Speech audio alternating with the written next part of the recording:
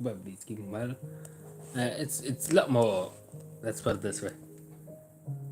It's a lot more warmer than it was last week. Let's put it that way. Um, Not ice in the road, no fog, thankfully. Um, so yeah. So it won't be a white Christmas, unfortunately.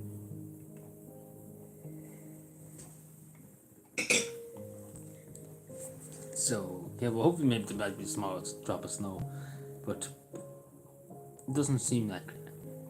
You would have thought when there was absolutely just cold weather, there would have been a bit of snow, but no, no fun. Yes, I agree.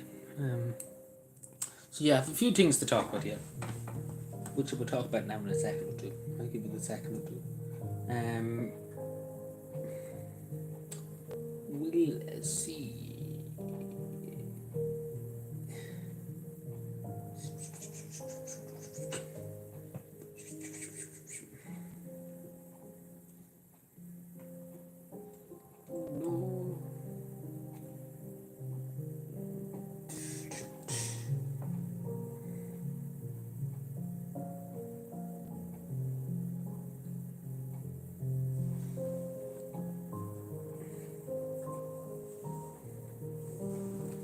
No. Um,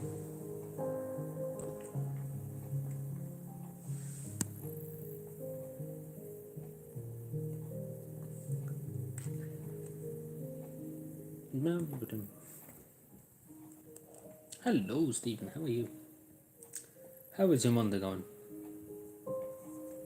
How was Tuesday? Suppose I could say. Then how before it's Tuesday. But yeah, how are you doing? You know.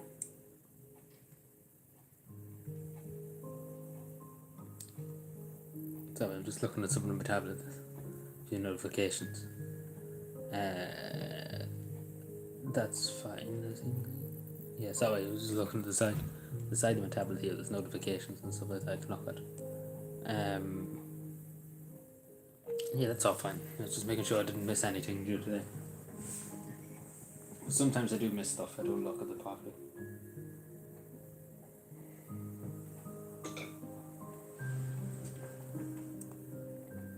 Oh, got mild. Yeah, exactly. Got mild.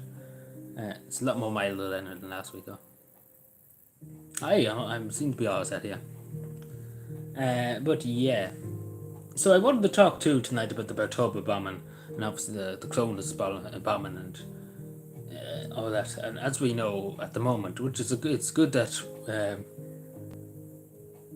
we have an idea, I suppose, who the people are that done it. There's a few evil fits, of the people that done it, and we know the cows and things like that. So 50 years on, hopefully we might find the people who did it. Please God, we will anyway. So it's a positive step anyway. The information that has come to light in the last few months, it is positive, and so hopefully we'll be able to put a face, we'll be able to put a name to them and get the people. Because I do want to see it in my lifetime. These people be brought to justice if they're still alive. Because again, by what we know at the moment, the state and things that 4 people were involved, who planted the bomb and things like that. So obviously one of them 4 must be still alive. One of them must be still alive because it's in 1972. 1972 is a lot. Not long ago. It's 50 years ago. And presumably, again, the way the guards are saying it was on crime court and that too. Presumably, they were around 18, 19. So they would be in their 60s or 70s. So, hopefully one or two of them are alive and they can face justice for their heinous crimes and killing 2 young innocent teenagers. And for obviously damaging property and everything, but mainly the 2 innocent children that were killed. So, hopefully we get them. Hopefully there's 1 or 2 of them still alive and they face justice for their crimes. But whoever's, the 2 of them, or whoever, if they're all dead, if the 4 of them in that car was dead, the people who planted the bomb, they will face justice in the afterlife. And hopefully it'll be more harsh than what can be allowed. That's all I hope. But please God, I know in the future we'll be able to know. Well, not in the future, but in the present future, hopefully. We'll be able to put all the pieces together and find the person that done it. The people that were responsible. Yeah, so I just wanted to say that. I talk about that in the time. It's sad about the soldier.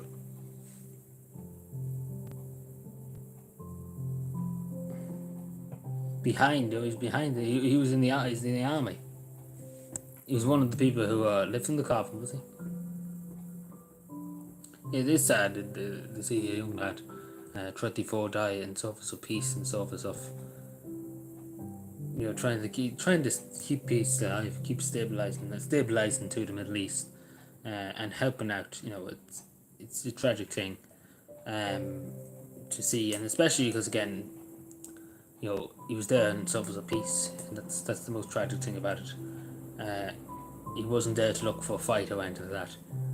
He was there to stabilize the region, to stabilize the area, and that's the job of the peacekeepers. Not as you know, Ireland has 60 years of peacekeeping, more than nearly any other country in Europe, in service of peace and trying to stabilize, to try and keep peace. Because obviously we live in a world, we hope as a nation that people could live in peace. I suppose we always try and achieve peace, and I think as a small country too, we have a duty the same as every country in the world to try and try and promote peace as much as humanly possible around the world. Because at the end of the day, violence is senseless. As that bombing in October 2 back 50 years ago, it achieved nothing. What did it achieve? That's the thing. Violence achieved nothing. It didn't achieve anything if anybody. It caused pain and suffering to the families. They had to bury the young lad and the young girl. It achieved nothing. And that's what violence brought in Northern Ireland too. Bombings and killings, and it achieved nothing. And then in the end of things, it really achieved nothing. And I'm sure you would agree, it achieved nothing. All the violence and all that, not the people that died. It achieved nothing at the end of the day. And it's always noble of somebody to put themselves forward to try and again, in these trying times and these trying moments in history, to promote peace and things like that. Hello, guys. Sorry, I was in the middle of talking. I was just talking about the young Irish soldier that died in Lebanon.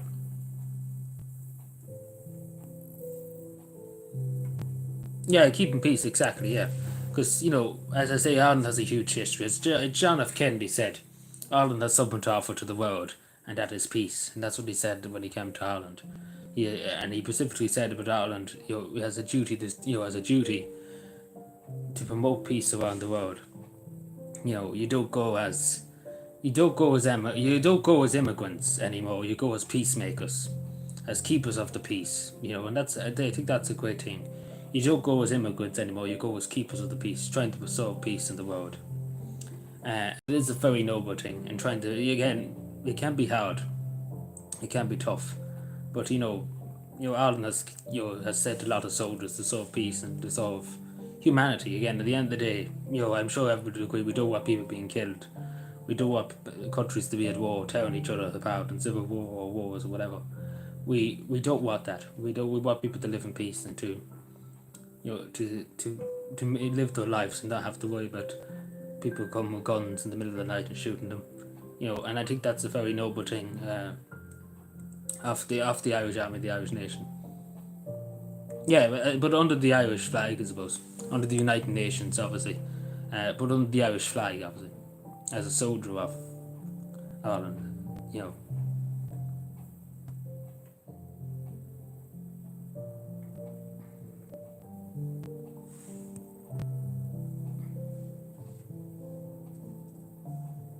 Tidy. Yeah, it was I don't recall that, Stephen. Obviously, I'm not old enough to remember that.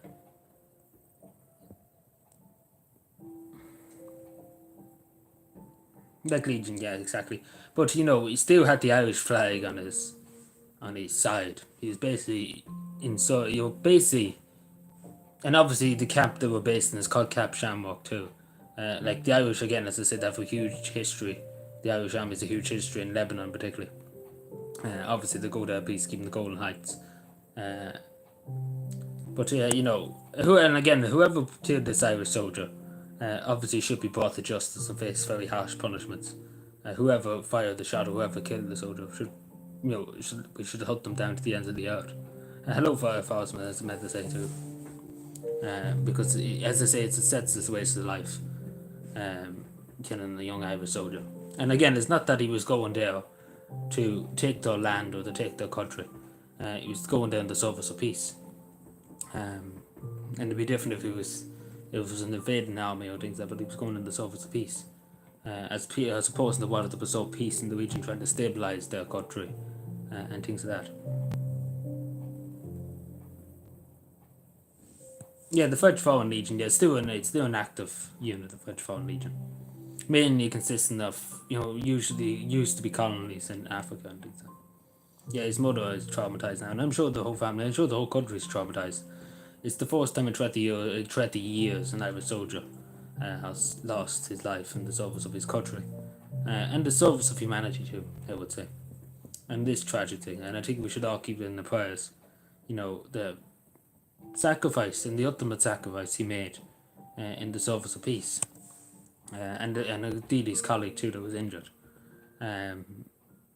He paid the ultimate sacrifice in trying to bestow peace, and he died in the service of the country.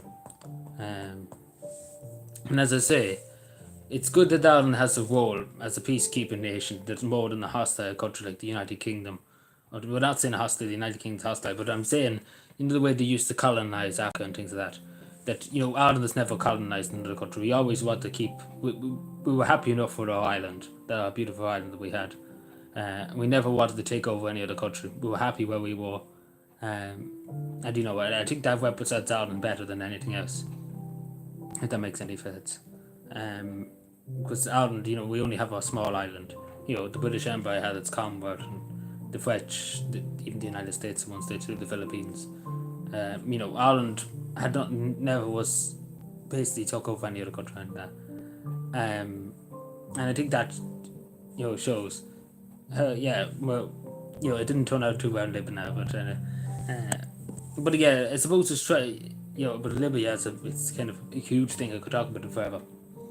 It didn't go too well, obviously. I will agree on that, but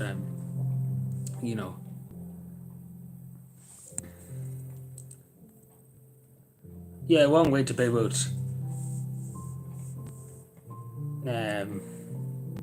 Supposed to be anyway. We'll see what happens anyway. There'll be a big investigation to it anyway. Hello, Tony.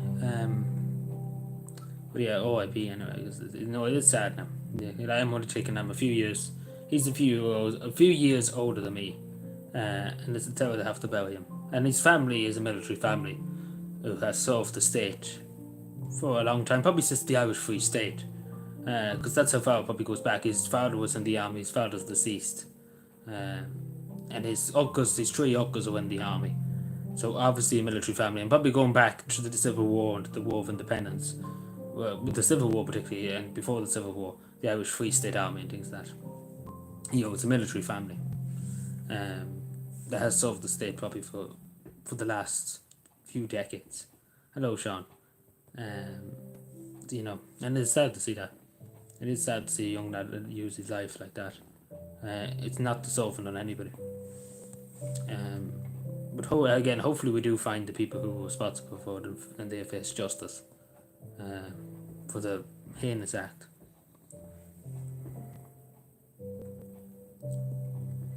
And we probably should keep his mother and his close family and his friends, and of course all the members of the Defence Forces, in our prayers and our thoughts. Because again, the one thing about the army and the fire brigade and all that, look, even in Cavan here, I know about the fire people in Cavan and the fire brigade, the county fire service. They're like brothers. It's like a second family. It is like a second family.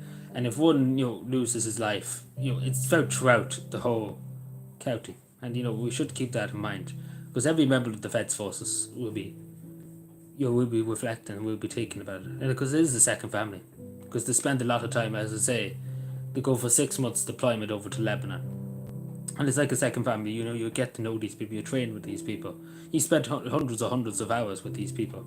His friends in his brigade, his battalion. They'd be wheeling for the next few weeks, because they're in a territory they don't know. that is far away from their country, that at any moment something could happen. And that's the reality. It's, Simon Coveney in the West might think it's a picnic and stuff like that. And again, we don't appreciate, and I do agree with Sean, we don't appreciate the defence forces in this country. And that's something I would hope will be changed. Because, again, it's not a picnic to go out to. At any moment, things can go wrong. And that's just, it's the sad reality of life, unfortunately. Exactly, too, yeah. So hopefully, if anything of any value will come out of this terrible situation, is that, we have to treat them with some kind of decency, the defence forces. Because I tell you for something now, the people who sit in the Dáil, Simon Coveney, even Micheál Martin now as the Minister for Defence, they would not, go and put themselves forward for the army and do months and years of training. Because again, it's constantly training. You're getting up at 5:30 every morning, going for runs, going for walks. Particularly ones around the army base. And you're doing a huge amount of training and training with firearms and stuff. And you're going out to countries that, is alien to you. You don't know, and it's in a war-torn situation. The ministers that's in the government, they would run a mile if they were told to do that.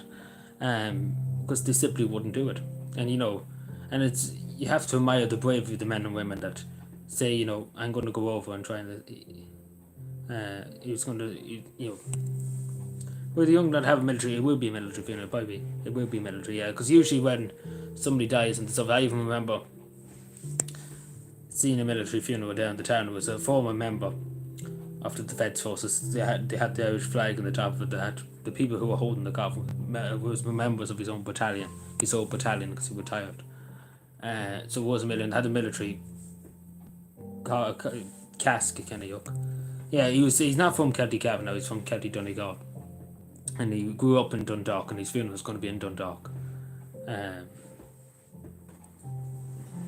would be very few in the army that's from Cavan. A lot would have retired, because a lot more would have joined when the army base was in Cavan. A lot of them kind of left when the army base was got rid of in Cavan. A lot of them left the army because they didn't want to go to Athlone, or they didn't want to go to Dublin to travel all the way back and forth from Cavan to Dublin, go down to Athlone. Which a few left to go to Athlone, but again, there'd be very limited people in the army from Cavan. Because again, when the army base was in Cavan, there was maybe 500-600 troops based there. But now there's no such thing as an army in Cavan.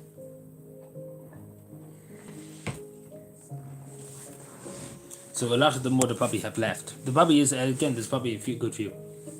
But the vast majority of people I know was retired, who was in the Defence Forces. And they would have retired in the 2000s. And a few probably left early too. A good few probably left early too.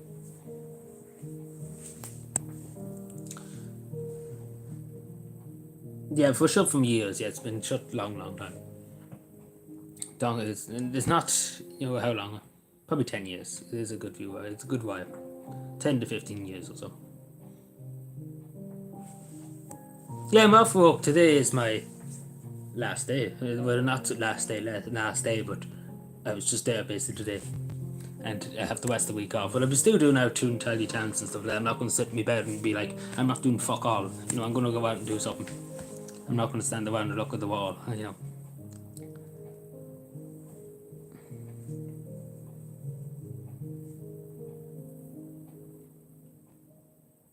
Dogs back home. Yeah, I suppose too. But, it is dangerous too. You think of a young mother. Send of her, like even with Dag Sapper there, that young lad that died. Family, they think they might not never see them again come back in the door, and that's the sad part of it. It might be fun, getting out into the world and, going peacekeeping to another country and things like that. But, it's dangerous, and I'm sure everybody who goes out there knows that. And all the family, they know it. I even know a mother, the son wanted to go into the army, and the mother was like, hell no, you're not going near the army. Because, again, she's terrified that, someday, God forbid, something could happen. You have to go out to a bomb, to defuse a bomb or something like that could happen. and he'd be killed. And he doesn't want to have to get the army come to the door at 3 o'clock in the morning, 2 o'clock in the morning with the news that her son's dead. Because that's what every mother hates, you know. Yeah, well, it didn't go well in the Balkans either at that time. But usually, like Ireland had very limited wars really in the Balkan wars and things like that. It's usually Lebanon, obviously the Congo, you remember Javisville and all that. And obviously the Irish army done very, very well at Javisville, holding out against unimaginable numbers, like literally 4,000 to about 115 Irish soldiers, and that one got killed, and they killed, I don't know, over 1,000 of them, the people who were attacking them. So quite impressive on the run. And I think it was 3 Irish soldiers that lost their life in the Congo during the Congo Civil War. Lebanon, and then what other countries was said to? It was said to other countries. Lebanon, I think it was Lebanon, and it was Lebanon. What am I talking about? Lebanon. I think it was Somaliland too, and Somalia, and trouble in Somaliland. One said. But yeah, that was the Irish Army's baptism of fire, you could say, in the Congo, because they kind of brought them up to speed of modern warfare and things. Because obviously Ireland was never really involved in any fighting or things like that. So that's probably the biggest fight that the Defence Forces has post-Irish Civil War. Obviously during the Irish Free State, obviously the Civil War. That was the only conflict that happened. But that's a... and again, then people that fought in Javisville and when the Congo and things that they experience, quite a hardship and stuff. And they were never really recognised, and still to this day they're not really that recognised by the Irish state. Which is, again, it's an unjust that needs to be made right.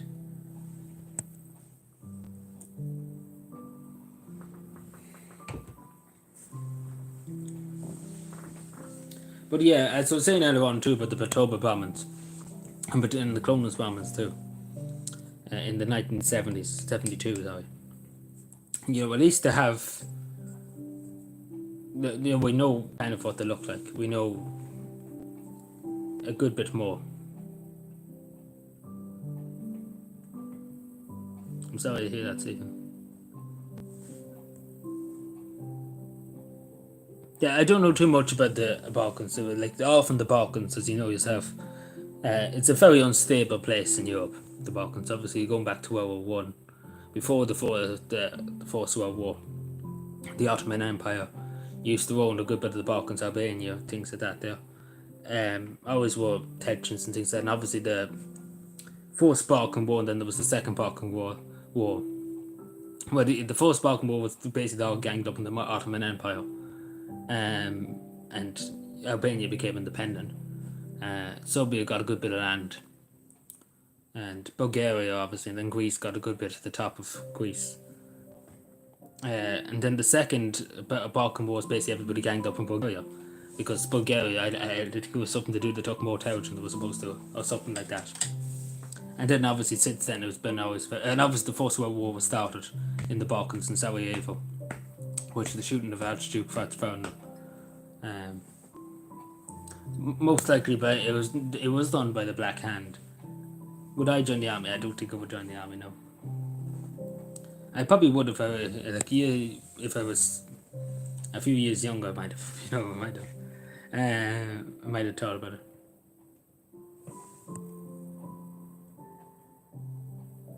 Oh, it was a good agreement, a good Friday agreement. Because, people along the border feared, bombs and things like that. As I say in that bomb about Tobit, no warning was given. It just went off. Nobody could have predicted it. It would be in that place and it could happen. And even Clonus, no warnings at all whatsoever. Even the Dublin Monaghan bombings there, too. No warning was given. It just blew up. Like, you could just be walking, like, take this happened, the Troubles was still going on. I could just be walking through a can bomb and go off and, there's nothing anybody could have done. It's the man upstairs that decided, who was going to live and who was going to die, unfortunately.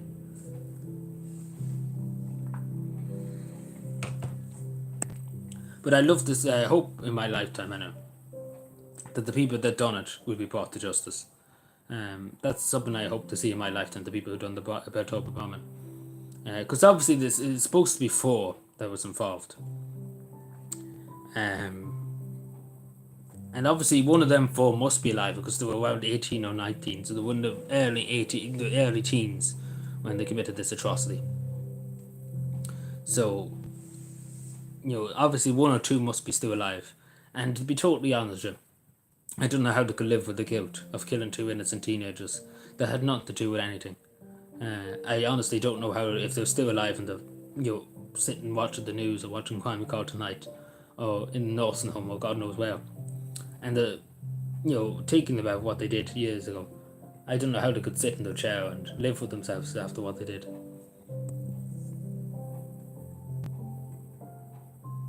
No, I know, but there must be one out of them 4 people to be in the 70s or early 80s at this stage, or even in the 60s. One of them 4 must be alive. Even 2, or they might be still alive.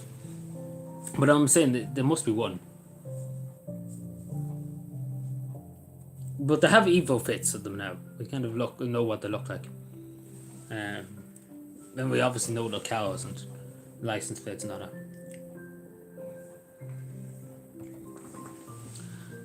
But hopefully, please God, we get justice for them. Yeah, well, there's the line on that. But there is good cooperation, I will say, Tony. There's good cooperation. Years ago when this happened for us in Beltopper, there was no cooperation with the OIC at the time and the British Army. There was no communication. Now there's communication with London. There's communication with London. So it's a positive that stuff are being released and there's documents being exchanged back and forth. By the British and Irish governments. Like, it's on the highest level of the Irish government that's looking for answers, and the highest level of the British authorities too at the moment is looking for answers. Because it is being pressed a lot, and that's why there's information coming out now. Well, Drew Harris might, yeah, but there's a lot of 2, and there's 1 or 2 private investigators too, who have no association with Garda Síochána or the PSNI or whatever, and they're looking into it too. So effectively, we'll find some information that will lead us to the people who done it. What I do take in for what I've seen and for what has been said, because obviously there's been things talked about throughout the years, and that I think it was had a role. British Intelligence, MI6, MI5 had a role, and those knows the people who are associated with the British Army, with the British nation, and I think they covered it up, either without them knowing they were going to do something like this, but I think they had some kind of association with the British Intelligence Service. But there's no evidence to back it up at the moment. That's just an assumption. There's no evidence. But there's one piece of the puzzle we need to find, and that'll bring the whole lot to light. Like, we know what they look like. We know what they look like now, but we need to find that final piece to put the puzzle together. And please God, in my lifetime, I see it. Because I want to see them brought to justice, whoever done it. A separate but later, yeah. Yugoslavia broke up in the 90s, 1990, sorry. But yeah, there's always was, as I say, Yugoslavia was a multi-cultural nation. Like, it was loads of nations, you had loads of other nations in it. That Croatian, you had other people, Serbian people, obviously. So it was a mix, like the same as the Austrian-Hungarian Empire. The Austrian-Hungarian Empire back in the time too was plagued by cultural differences and things like that, because there was loads of different nations, people, in that, and obviously it was unstable, basically. If that makes any sense. Yeah, I will say straight, and there's evidence against it, that there was basically no communication with the British government at the time when that happened. There was no communication with the PSNI, the OIC. They just simply refused to work with the Irish authorities in piecing it together at the time of the 70s. It refused. It's only in the 90s that the PSNI at the time now, it changed over from the OIC, changed over to the PSNI. They was started basically talking about it, it opened up a bit. But in the 70s and the early 60s, it would have been no word at all from the British government talking about it. So, like, literally, and I say that's right because I've seen documents related to it. of requests back in the day, in the 70s and in the early 80s, asking for the British government to release documents and get to communicate, give some kind of communications, and all of them were ignored by the British government, by particularly in Northern Ireland, the PSNI, the OIC at the time. But again, it's changed a lot more with the Good Friday Agreement and things. It's a lot more communication, which is obviously good. There's a lot more communication with the Northern Ireland authorities and things like that. Because back in the 70s, there was no communication whatsoever about anything. You know, going off to... Oh, sorry, Stephen. Sorry, you've woken the morning. Yeah, take care, Stephen. Enjoy the rest of your night. Thank you for stopping by. But I do hope in my lifetime, anyway, that these people, because again, out of them 4 people, one of them must be still alive and will face justice for their crimes.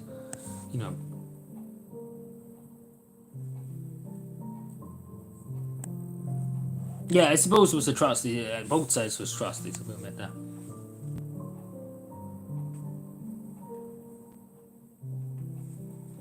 Yeah, but Thatcher is a whole different kettle of fish talk with Thatcher now. But it's good now that there is communication. Like, there is communication at the highest level, I will say that, of the British government. They are talking in London about it. That's what I'm saying. There's a will to find out. Years ago in the 70s, there was no will in the British government to talk about it. There was no will to find out anything about it. But now there's a good bit of a will. And as I say, there's some private investigators looking into it too. So eventually, if the state, the British government, or whoever is holding back information, or if it's just an only individual that knows something, and I do appeal, and I say it to people, I've said it many times, to any ordinary citizen or anything, to come forward, even a small bit of information, to do come forward. Some people might be afraid to come forward and stuff like that, but at the end of the day, 2 families have lost two young children, and it's not right that the truth is being not forthcoming to them. That again, 2 innocent children died in that.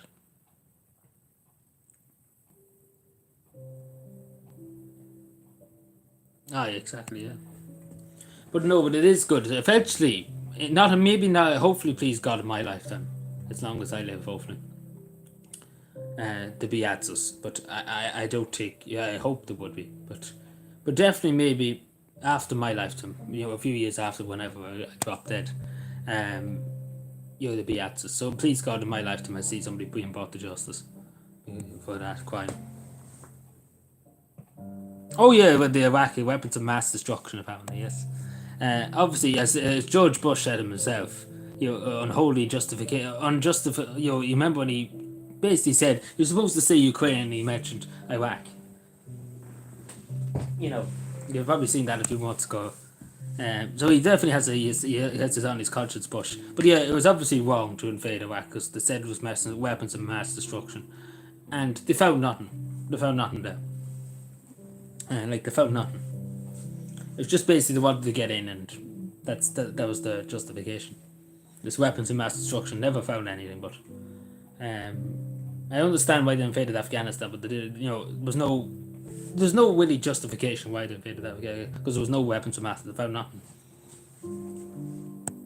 They just basically toppled him and put a new government. That was basically it. And got a bit of oil out of it, and and everybody was happy. But you know yourself, like obviously Tony Blair, who's supposed to get some big thing knighted or something, was it? That shouldn't have happened. But, yeah, I know. It was a senseless. It was a senseless waste of life. But I'm not stupid. Yeah, I heard him say something like that. But yeah, Biden, sure, he doesn't know. I don't think he knows what day of the week it is. But it obviously was wrong. I'll show you Gaza that it didn't fade Iraq. It wasn't right now, and it wasn't right at the British government. If the United States were to have done, the British government should have just not have jumped in after them. So that's a good thing too about Ireland not being in NATO. Things that we don't jump, we can't jump in and the typical United States is like, let's go and jump in another country now and take over. We could at least say, we're not getting involved, we're neutral. Because obviously the Irish government, if they were in NATO at the time, they would have just jumped into Iraq too. Follow the leader, as I say. Oh yeah, I just know. I feel sorry for the man because again, it's not his fault, but he shouldn't be off for president of the United States. Let's be fair. If he has dementia, or if he's, because again he's 80. You know. Yeah, they want you to join the European Army. Yes, exactly. But if the war in NATO, like the media are desperate to get Ireland into NATO. Like they're desperate, literally getting out they're getting out the small violin to try and get people to support Ireland going into NATO. Like they're desperate, like they are literally desperate.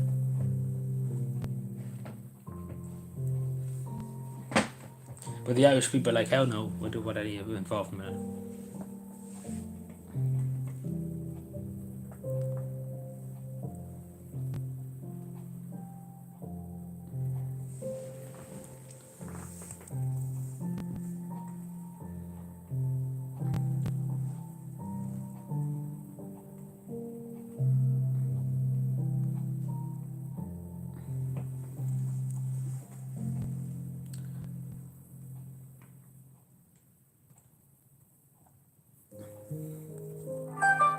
But anyway, we shall see anyway. Hopefully the truth will come out in the foreseeable future about what really happened to it. But I still hold the belief that the British Intelligence Service had a role, some kind of role in it. And I think that's what the key is, basically, of the puzzle, is talking and seeing, who the people were, because that's, I think, what would open the case up and would give us the last piece of the people who done it.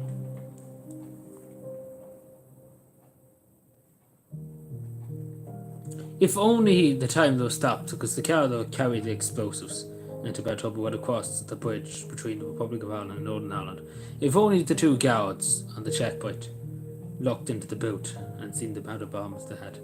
If only. Again, these are the questions in history. If only they looked, 2 people would be alive today. Because they would have done in Northern Ireland. Because the stories I know of people around here, they said about going up to Northern Ireland in the 80s and the 90s. The army wouldn't take much mess, and the Irish army at the time was, they were more lenient than the British army. The British army took them out of the cars and pointed guns at them, checked their car, and stuff like that. That's what they done with everybody. They had the guns basically stuck in your face. Over here, they had unarmed guards checking people's documents and stuff like that. And interrogating them. I remember somebody, when they went down to Northern Ireland, they told me this in the 80s. And they went down, the number plate was a bit too small. Right, the letters and the number was a bit too small. And the OIC at the time literally scowled them out of it for coming up to Northern Ireland with small number plates. They literally scowled them out of it for a small number plates. But then, and they pointed the guns at them and everything, but a lot more heavy-handed, obviously. The government are only. No, it actually is. No, I'm not going to lie to you, Tony. It actually is. Like, there wouldn't be. There's lots going on in the background. I will admit, there's a lot going on in the background. Like, they are looking into it. I have to be honest with you, they are looking into it. I wouldn't be saying it to you if they wasn't looking into it, because I'm seeing things that's coming out of it. And they can see the will too. They can see the will of the people what answers. As I said, there's 2 private investigators looking into it at the moment. So if the government don't look into it, the truth will be unveiled by them. That's what I'm trying to say. So the government have to give. From the top office, of course, by obviously the British government and things like that. But you know yourself, there's a good bit of a will now. There's a will. Because even though they have the faces now of the people that done it, they have a sketch of them. They wouldn't have released that if they wouldn't interest in finding the truth, basically. Omagh bombing. The Omagh bombing shouldn't happen. Any bombing that claimed any lives of any or damaged any property or anything, that shouldn't have happened. And they say that straight. No.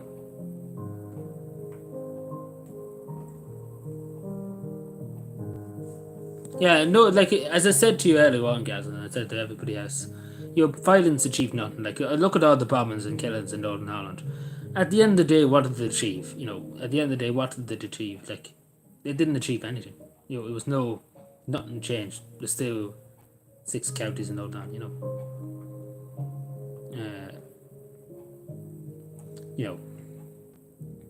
But I do believe that, again, as I say, I do believe that, I don't mean to have a conspiracy, but I do believe the British government knew something, or the British intelligence office knew something. But there's a will, Tony, that is really, really well. I wouldn't be lying to you if I didn't think something was being done about it, and I didn't think it was being looked into, because it is being looked into a lot. Like, they have detectives literally on it now, looking at it. From the special detectives, they have them in Gavin at the moment, looking at things, investigating things, going through things. And they have them down from Dublin, so, I don't think they'll be down here unless they were doing something.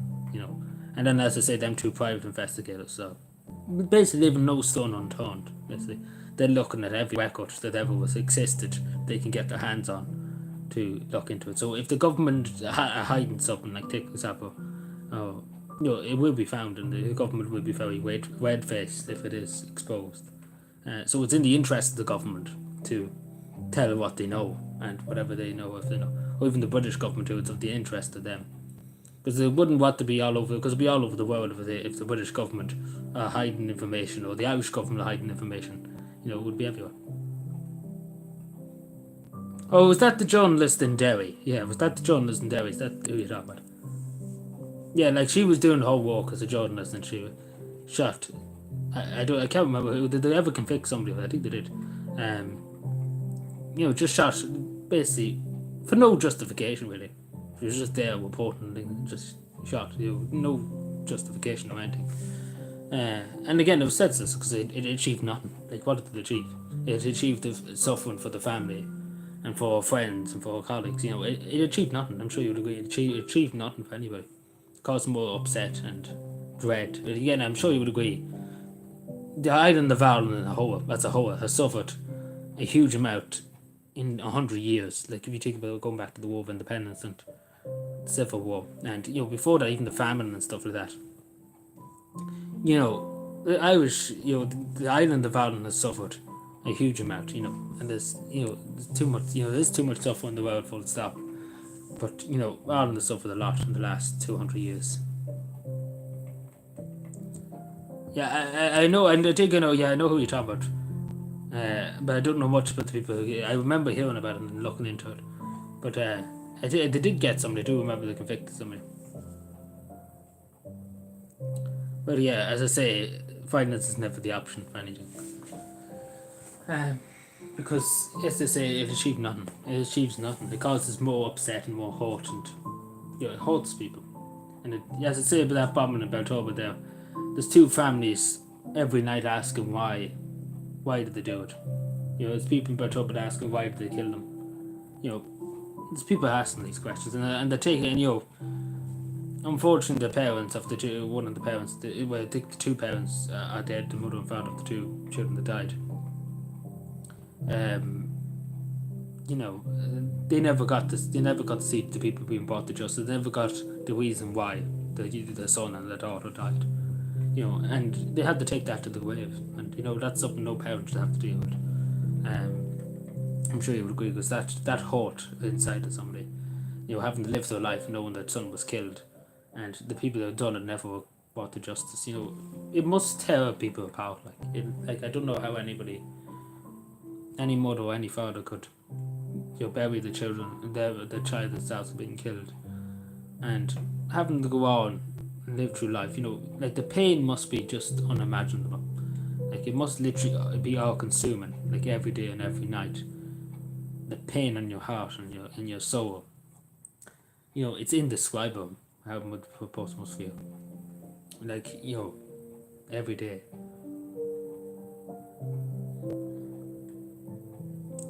Like, you do feel for these people, and particularly again people who are missing, families are missing people and things.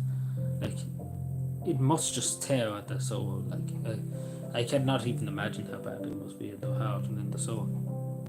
Like, you really have to feel, you have to pray for these poor people. They have to deal with it. It must be just like it's beyond words that can even comprehend the pain and the suffering the families go through. Like, it's another world of pain.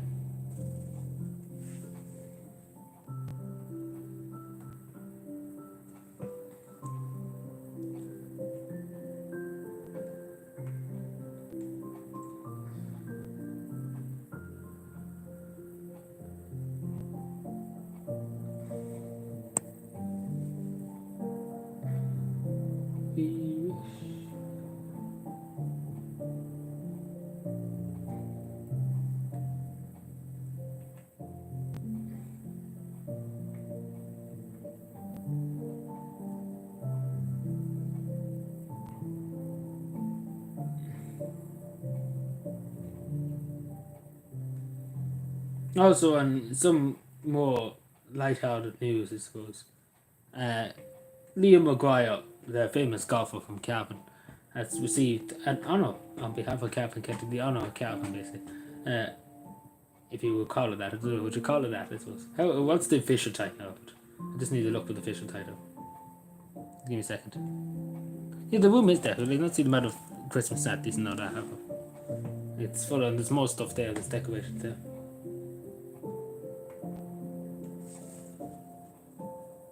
The honour of Cavan, yeah.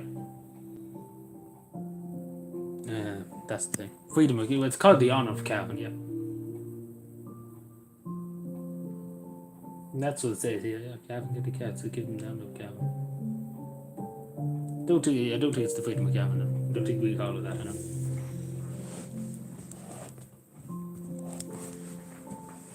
But she received that tonight, you know. It was a big effect for it.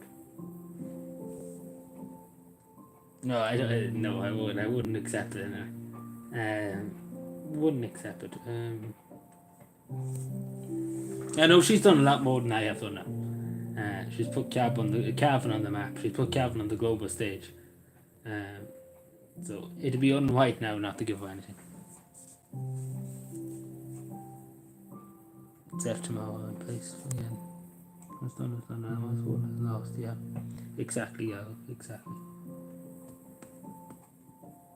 Hello, Fiona. How are you?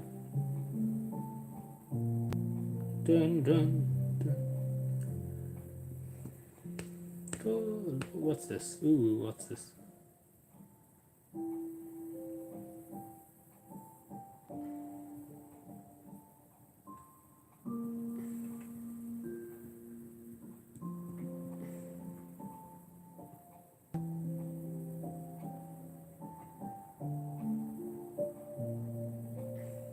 Terry Hall is dead.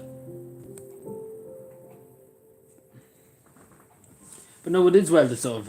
Huge congrats to Liam Maguire for her award, a big award. Well deserved, literally well deserved. Up Cavan night. Take care, Stephen. Have a pleasant sleep. Pleasant dreams. No, jeez, you've bestowed me too much. You know, remember I got an award before. I'm happy enough with one award. I don't need a whole lot of awards. I think there's more people in Cavan that deserve more than me now. Like as I said, Liam Maguire deserves more than one award. She deserves a lot more awards than that for her success. You know, there's a lot more people in Cavan that deserve this award. I could think of 6 or 7 at the top of my head that deserves a huge amount of awards. I've done nothing compared to some people in Cavan. I've done literally it's not even the same ball pit as some people have done in Cavan. You know what people have done.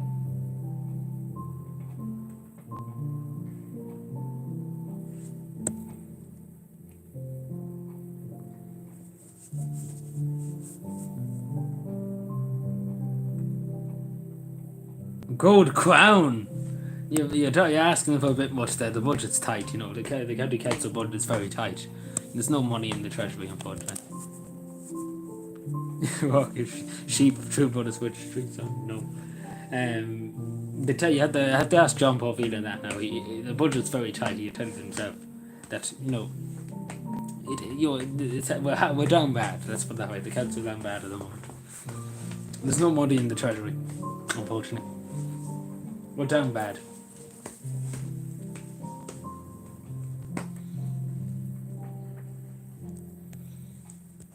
Budget cuts, austerity, you know yourself. Unfair as such. You're going a bit too far now. You're going a bit too far. You're going a bit over the top now.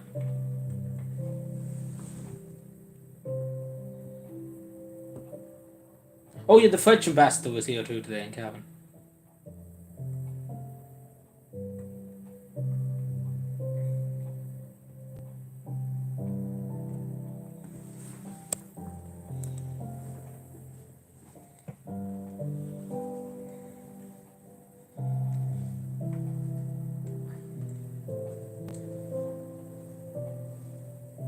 I know. Oh no, don't. No, don't say that now. We couldn't have that. We couldn't have that now. Spinny in me too.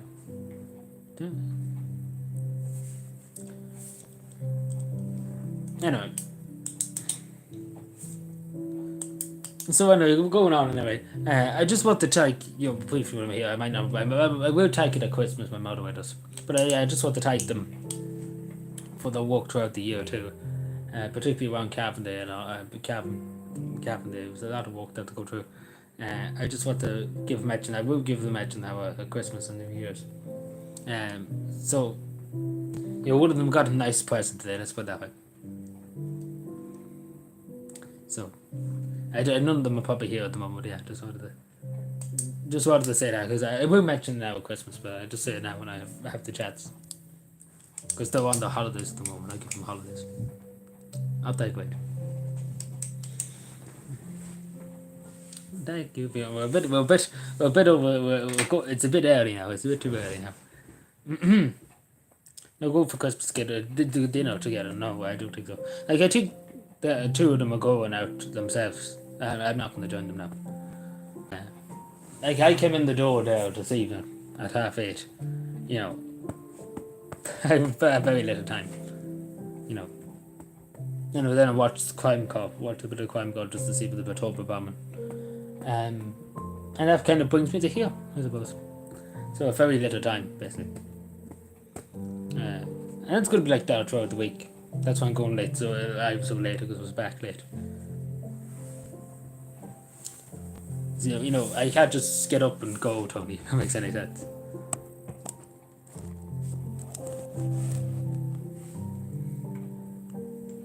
But if they wanted to go now, if the motorways, they didn't mention it to me, going because they probably knew anyway. They know widely that I wouldn't go anywhere, unless it was to do with work. That's basically that's the only reason why I would go. Because I wouldn't sit down. Basically, I would go and do something. That's why I wouldn't, and they know that. But yeah, if they wanted to go out now, I would pay for the meal and all that. If they wanted to go out. And I wouldn't go. Like I said, I had the Christmas party in the council there. I was invited to it. I give money towards. I didn't go to it. So that's just about that. That's just the type of me I wouldn't be bothered to go. Because unless it's to do with something productive instead of sitting in a chair looking, like this is kind of productive because I'm discussing about democracy and stuff like that.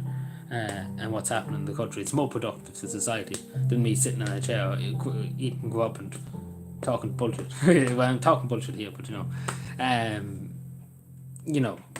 sitting in a house scrubbing your feet into you or whatever. If that makes any sense, and that probably made no sense at all. But I just wouldn't be the type of person just to, be just there eating dinner and things like Christmas dinner and stuff like that. Like as a group and things like that.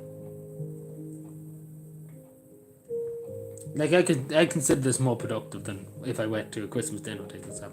Because it was Saturday, it was last Saturday. I was more productive here talking on Saturday than I was, no, good luck, goodbye, out feeling like it. No, no thank you, I'm fine. I have enough things to be doing without really going with a woman on my back. Not literally, right, not literally. Calm the ham. Hello, Mikey. It's good to see you. How are you doing? Christmas party, yeah. Well, it's not that I give money towards. I give €50 towards it. Even though I was the only one that didn't go, so that was the best part. And that evening, because we were meeting up at 6:30, and I probably were on for hours. I didn't ask, but they were at 6:30. They said, and I said, because guess where I was at 6:30? It was out the road. So I was out doing the walk when they were having a meal. So I don't know what time. I didn't ask them. I was there today. I didn't ask them what time they got home at. Tony, a bit inappropriate. But no comment.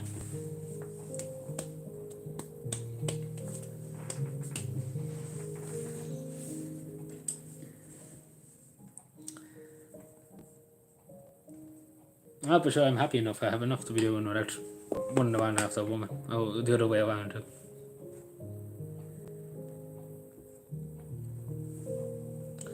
Sean, shut up. Only sometimes, possibly. I don't know what I'm saying possibly too, but okay. I agree. Let's go Brandon, I agree. Actually, it's nearly a year since good Joe Biden said, let's go Brandon. The father of one of the children said, let's go Brandon. And Joe Biden was like, let's go Brandon, I agree. Where's that clip? That's actually legendary. Let's play Let's Go Brandon.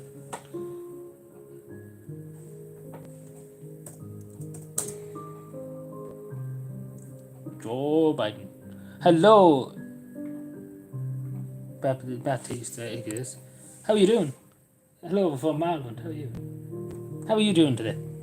I'm great, thank you. How are you? Let's see. I put it after me for that. How are you? I hope you're keeping well. Sorry, I can't see your name. Sorry, I'm dyslexic, so if I said it wrong, apologies. But you're welcome. Hope you're keeping well. Thank you for joining us. That's good to hear. That's great to hear. I'm sure you were happy with your fads in the World Cup. I'm sure it was good. I heard it was a good game. I didn't watch it now, but I heard it was a great game. France versus Argentina. It's a very close game for a long time. Do I have anybody in the house here? You talking about me from Argentina? From where? You know, let's listen to this for a an ad. I'll go into Woody's. It's a good game, yeah. Fair play to Fats. Actually. So yeah, we'll listen to this. This is about a year ago now.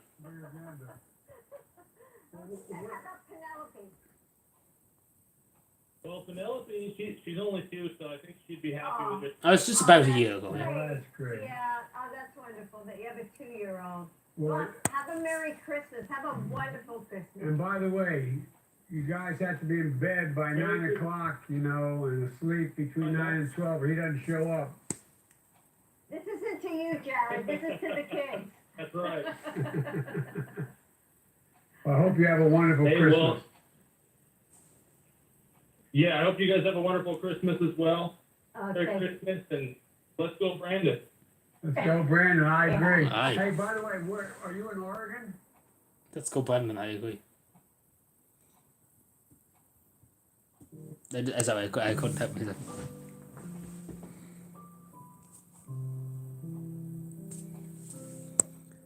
Joe Biden. Anyway, anything else to talk about tonight? Excuse me, fog in my throat for a bit. Kind of random.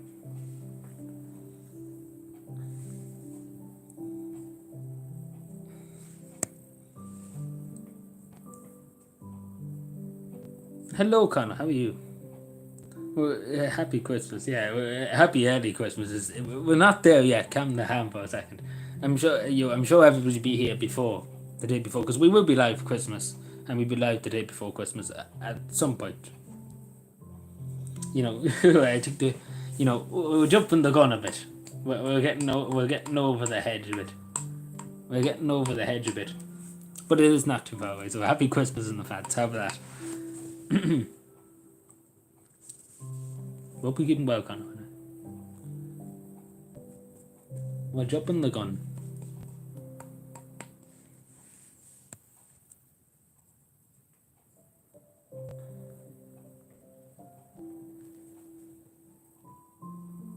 So is anything else I need to talk about?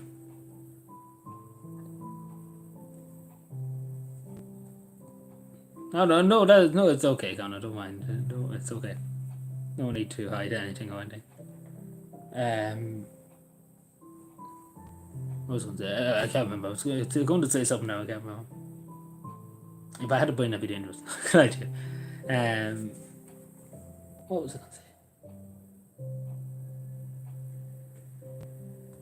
Oh yeah, sorry, Mikey. Sorry.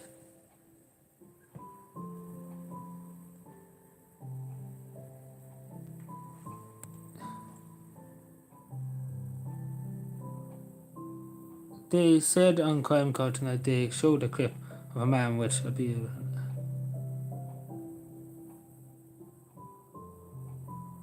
I didn't hear that. I only watched it with about Toby Bombing. I didn't watch anything else. So I'm kind of.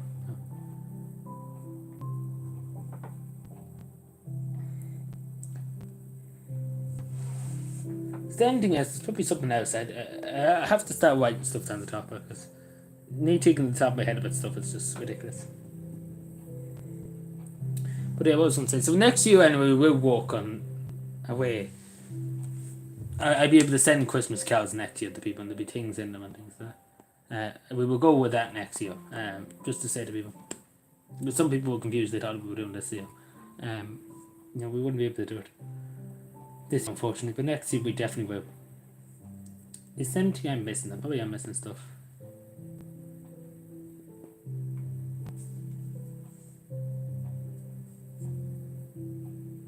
Yeah, Sean's determined about that. If you go against that he will come after you. Let's put that way. He is determined. There should be in legislation. Where am I and what am I trying to achieve in life? Let's go down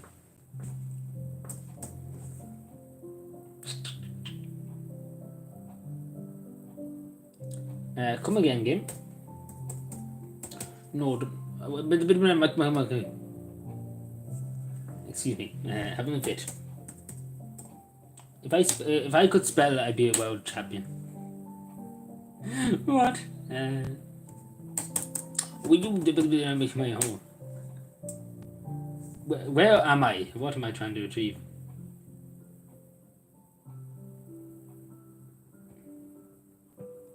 If I had a brain, I'd be dangerous.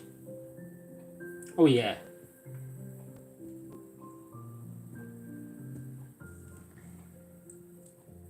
Let me see. I'm trying to see what.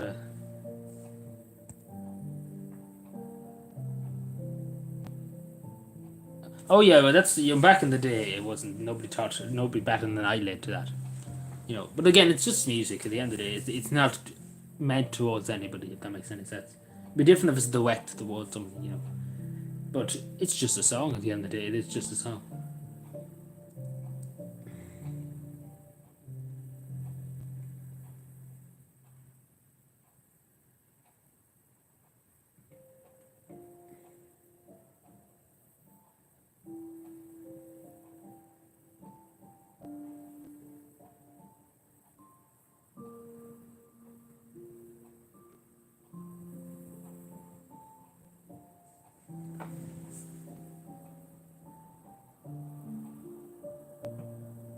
I'm trying to tell you, I'm just trying to read through this. Is this what it was meant to talk about?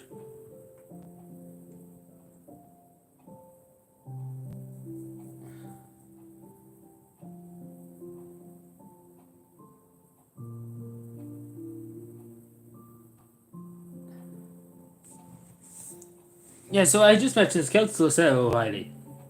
It was on Northern Sound and she basically was saying about the Department of Justice, Helen McAtee and all them, more focusing on talking about licensed crime than fighting real crime, basically. And obviously I agree with that. Just to say, like they're too busy worrying about licensed crime, like people opening the pubs a bit too late. Let's put it that way. When they're worrying about antisocial behaviour and stuff like that happening. So I just thought I'd bring that up too. Because Cavan has seen a good bit of antisocial behaviour on the rise, basically, the last few years.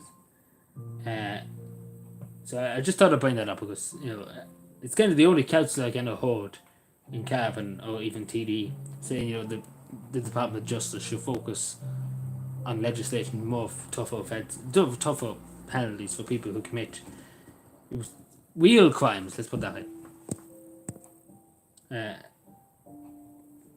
But yeah, they're too busy worrying again. What they try and say to people, we'll arrest you if you keep your pub open extra late or whatever, overtime or whatever. And the girls are too busy wandering around doing that and doing the easy things and not fighting the real crime. So I just thought about that because I think she's dead right in what she's saying. Because none of the I hear nobody else in Cavan. So fair play to council. So I just thought I'd mention that because I was going to talk about in the video that the guards should be focusing on the real crime, but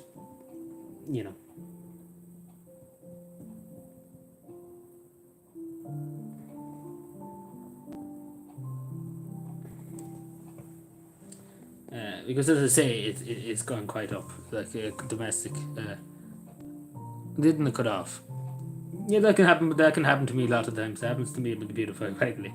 It can be a nuisance. That it can cut off at the worst time. That's the problem. Is there anything else? There's probably the. I said I mentioned that briefly. Yeah. Because again, it's the only couch I hear talking about these things.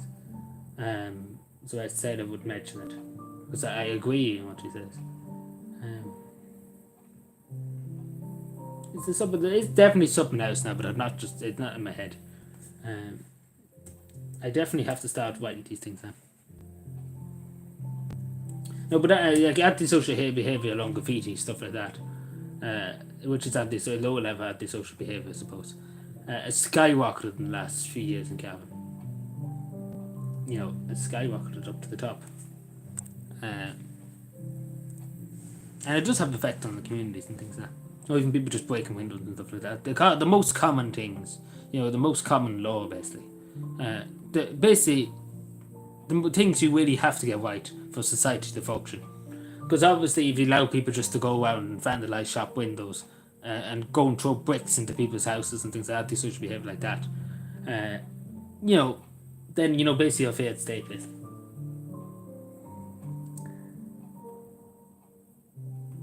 But yeah, the Gaudi are too busy going after, the questions we ask.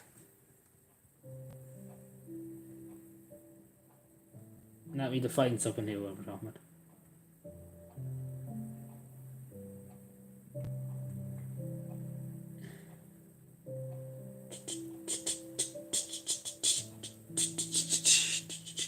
Excuse me, give me a second. There was something else, but if I could remember, that'd be amazing. Oh, you're going, Fiona. Take care. Yeah, of course. Yeah, me. Of course, everybody be watching me. Of course, all the councils are in on it. It's all a big conspiracy. Imagine that now. And I'm only joking just to say, don't be thinking I'm doing a big conspiracy now. Wouldn't be surprised not to get out to look into it.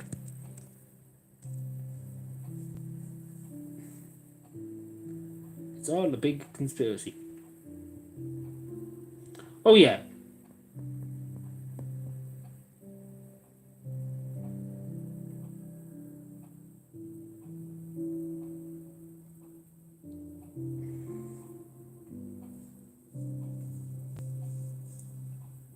So, yeah, this has happened in Cavan. So, the county council were talking in a meeting that farmers are not draining the ditches properly in some areas. And I just want to say too,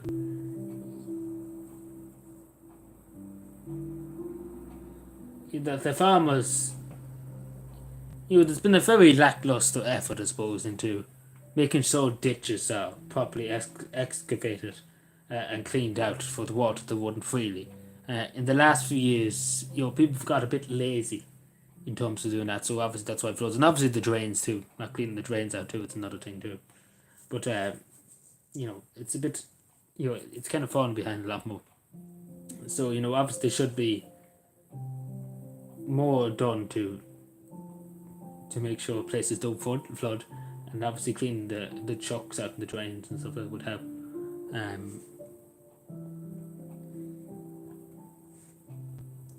So I just thought to mention that too. Like whenever I get this new game and laptop, I'll be able to show you what I'm looking at, the stuff I'm looking at and all that. It'll be all high quality and all that. So I'll be able to just pull up an article and be like, here, this is what I'm talking about and all that. But I just thought to mention that. And particularly again, this is the thing I have to deal with, as I said yesterday. When I got home today, I had to go up to a hedge basically. I had to go up a few hedges there, up the other side of Brothers Bridge there, because there was a farmer cutting hedges yesterday. I probably told the story yesterday. But he was cutting hedges yesterday and he doesn't clean up, and by right, it's up to the farmer to clean up, even though it's on the road. It's up to the farmer to clean up whatever litter or branches or whatever's left. It's up to the farmer to do it, or whoever's cutting the hedge. But yeah, they just left the fucking litter. They just like the person who owns it. He doesn't he wouldn't work on batteries. And in fairness to me, I have to be honest with you, he wouldn't work on batteries. But yeah, so I had to go up and clean whatever stuff was up in your pockets and stuff like that. But if you if it's on your land or if it's on the side of your land, it's kind of up to you in the terms of. I know people say you pay your road tax and things like that, but like that alone, people are not taking proper responsibility for the land that they own and stuff like that. But I'm sure people agree the councils do have a role to play in that too. But but it's not the point too. The way, particularly if you cut a hedge, things that you have a hedge cutter or whatever, or a tractor out with a hedge, you're cutting the hedge. The way you have you basically have bits of the hedge or bits of branches on the road. And this is the worst part, that they don't sweep. Mainly you're supposed to keep the road clear, basically, if you cut the hedge. And they did, basically, the hedge here, I'm just going to wait for the wind to blow because there's a lot of stuff now. I just lifted whatever the rubbish was. And which is a fair bit now. But yeah, But the branches I say on the road, it can damage tires and stuff like that. I remember a few years ago, a person was coming with a brand new car, a brand new fucking Ford Escort, and they were going down the road there now, and Jesus were cutting the hedge, and Jesus, the branches, the thick bits of branches or thorns or whatever you would say. I don't know how to describe it, but they got into the tires. And obviously they inflated the tires. It was stuck literally, and there was about 3 or 4 of them stuck into the tire and completely fucked up the tire. So it's up to the fire, whoever's cutting the hedges, right, to make sure the sweeping whatever blew down onto the road.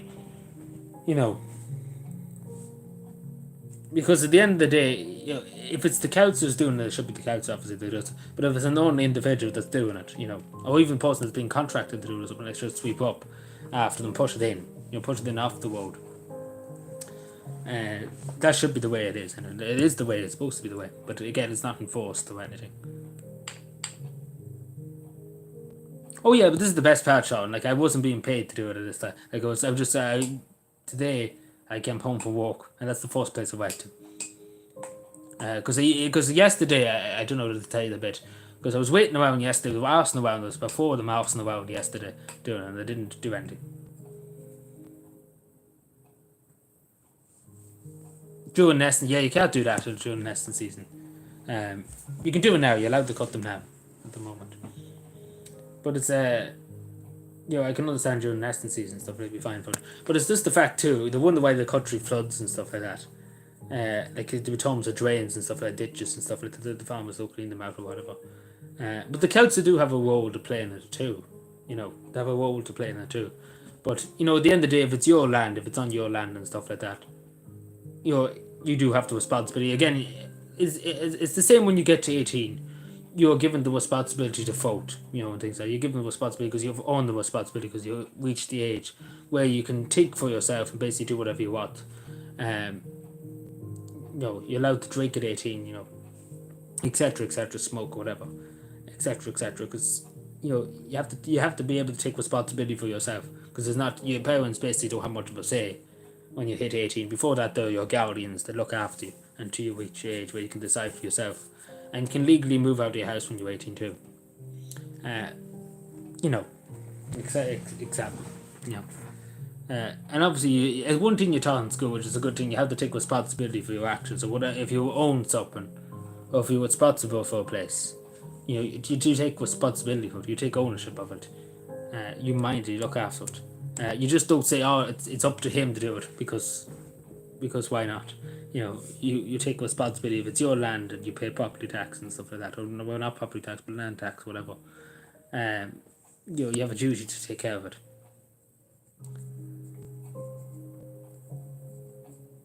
But obviously, as I said too about flooding too, the council do have a role in this, and as I said before, about drains, because I often clean the tops of drains, even though you're not really supposed to. We never were instructed to do it.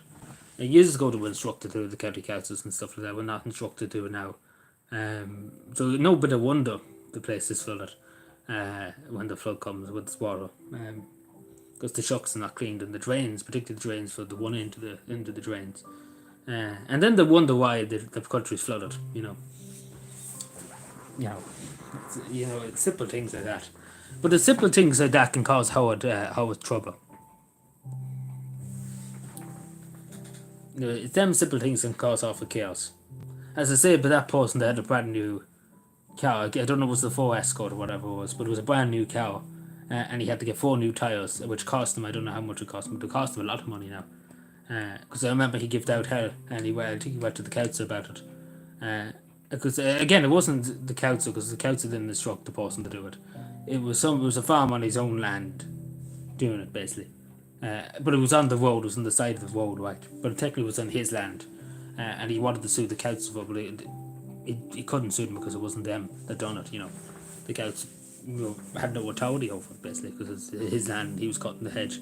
So he brought him to court, and he had to pay the money to fix the tyre. I think he had to pay, and he had to pay his court fees and whatever. I think it was something like 1,400, 1,800. But that's about 4 years ago now, that's before COVID. But yeah, it can be an awful dangerous, I said. It can deflate your tyres and stuff like that. But it's them simple things too that, if you think about it, if there was a walking man on the road, right, and he had a fan or whatever, he was a self-employed man, and he was coming down the road there now, and sure, look at he was obeying the rules of the road, right? He wasn't swerving around the whole fucking place, right? And he was going about his business, doing no harm, and he's going along the road, a public road, and he's and there's bits of trees, branches, and bits of debris after somebody cut the hedge. It's not his fault because again, it's a public road. You shouldn't have to, if your car's damaged or your tires are damaged, you shouldn't have to pay out of your own pocket for it because again, it's not your fault. It's up to the people who are, if they are contracted or whatever, or if it's the council or whoever it is. It should be up to them to sweep it up, to clean it up. Like maybe I will sweep up that bit, like up there where I was talking about. I might go to it if I get time, because again, it takes a while, because it's a good bit of it. It's a good area, but let's put it out, it's a good area, and it would take a good while to get one person with a brush to sweep it in off the road. Because I remember one day I done that, whenever the last time was, I can't remember when was the last cutting season, but it was sometime after the summer, was it? Or something like that. It was early on this year. At one stage, somebody cut a hedge. A good bit of a hedge. Now, it wasn't as big as this area, what I'm talking about. Like, it's a good chunk, 2 sides here that you have to sweep, and there's a lot of stuff, debris on the road. You probably need to spend 2 hours probably doing it to make sure it's properly done. Like, not just arsing around doing the bits here and there. But during the summer there, I spent about 3 hours sweeping up a good bit of it. But it wasn't as big, but it was a lot of fucking shite on the road. If that makes any sense. That's just the way to put it. But one man can't be everywhere. That's what I'm trying to say. Especially because the stuff you can get. I've seen farmers one time with a big, huge, like for the back of the tractor, had a big, huge brush. Like I never seen the likes, but he had a big, huge brush, basically, big brush. With a kind of, the way they can, the way they have the hedge cutter and it's in the back of the tractor and can roll it over. So basically, he was brushing it over to the side of the road with a big, huge brush on the back of the tractor. Like I never seen the like of it. But apparently that's some kind of thing. Probably new invention or something, but yeah, I was surprised with that now. Like he paid some money for that, I tell you that. Because I say it's not cheap now.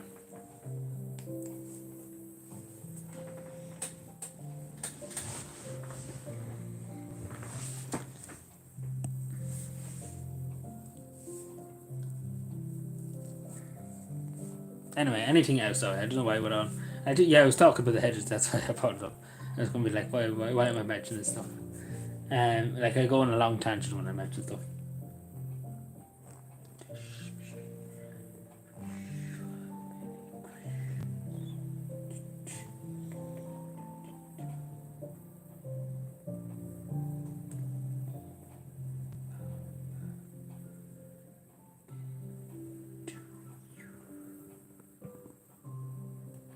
Wish to calm the ham. Stop the couch. They were both killed on a December night in Belturbet in 1972. 16-year-old Patrick Stanley was calling his parents from a phone box. 15-year-old Geraldine O'Reilly was collecting food in a chip shop. They were both killed instantly when a bomb exploded without warning.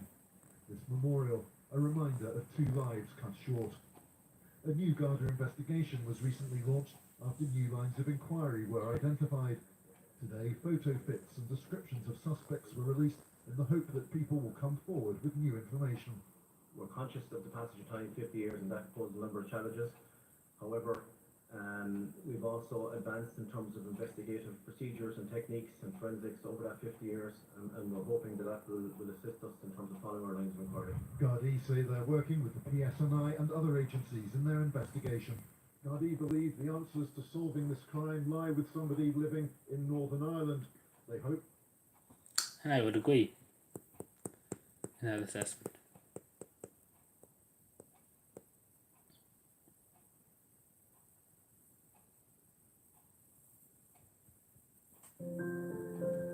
I'm not even going to mention what I've just seen in Twitter. My tablet literally goes out. I don't know why. I have to get a new tablet at some point too, because it literally, the battery in this just literally goes like a rocket. Like a rocket. Anyway, anything else to talk about? One person one time wrote me an email. No, it wasn't an email, it was a tweet, sorry. And they said they loved the way I just talk about the basic things in society. You know, not many YouTubers and things like that, political commentators and things like that, they be talking, oh, you know, this, that, and the other. But I talk about the basic things, you know, that basically makes life function, basically, like even them smaller things. Because obviously, if your road's flooded and your house is flooded, you know, you're in a bit of a pickle. You know, not many people talk about that. And talk about the drains not being clean and things like that. Not many people talk about it publicly and things like that. You know, like they usually talk about, oh, Fianna Fáil, Fine Gael, this, that, and the other. Even though it's important, obviously, don't get me wrong. But, you know, you need to talk about the basic functions of society too. And the basic function too, that your roads are not flooded. You're not up to your knees in water every 10 seconds of the day. You know. And that you don't have to buy your tyres every day of the week, basically. Imagine that. It'd be quite a tyre business. It'd be a multi-billion-dollar company.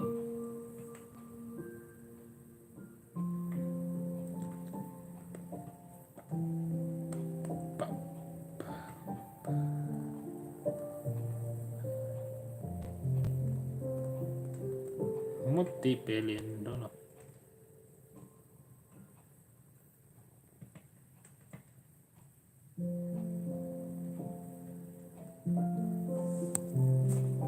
Is my chat bugged or is nobody just chatting? Nobody's just chatting.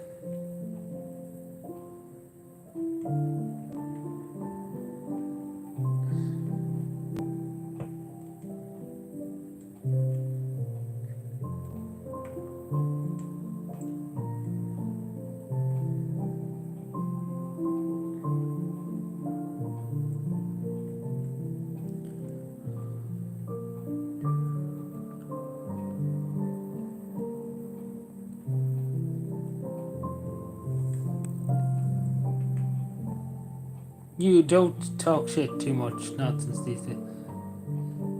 Yeah, well, pretty much. But yeah, it's suppose, as I say, it's good to talk with the basics functions of society too. You know, because obviously you can't live life if your roads are flooded. On the white side, no, it's not frozen, Tony. It's not moving. It's the end of it. Because it has happened to me before, chat, I suppose. It is a glitch on YouTube. It does happen. It can happen from time to time. It hasn't happened in a while now. About 3 months it's happened. And let it stay that way, because I was an idiot that time, because I was looking here and I didn't notice it, basically. And looked like a fool. Well, I'm always looking like a fool, but, you know, look like a bigger fool. It's true. These are the facts they don't want you to know. Well, you know, but I know. It hardly did it. Oh, it did, actually. It actually did. 43, yeah, it actually froze. It actually did, yeah. You're actually not wrong there. It actually did 44. Yeah, it's only coming 43, yeah. It actually did, yeah, because it's 45 now. It actually did. Bollocks of a thing. Excuse my French.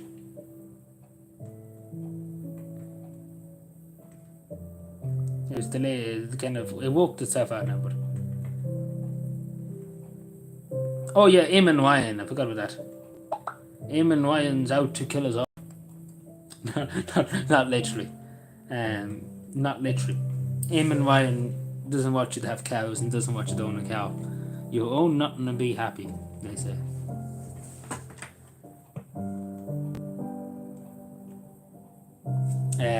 So yeah, you won't be. So basically, they want to cut the horde the cattle hoard by 50% because cows are farming, and Eamon Ryan doesn't like that. He doesn't want anybody to have a cow, so he's going to get rid of that. Stephen, you're back. Jesus. Jeez, you're back. Jeez, you get no sleep now. We hope you're not keeping you up all night. But Eamon Ryan has lost. He's lost the plot.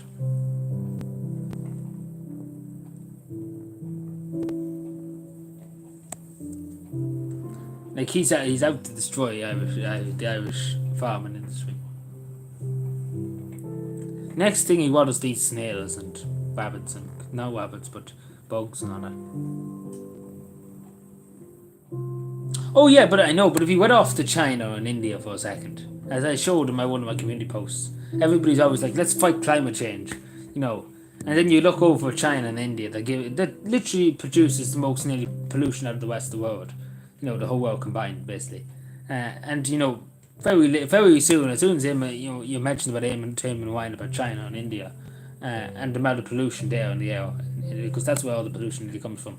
Because little old Ireland with about 5 million people compared to 1 billion people in China and millions of people in India, and big factories pumping out smoke 24 hours a day, 7 days a week, cheap plastic stuff in China and stuff like that.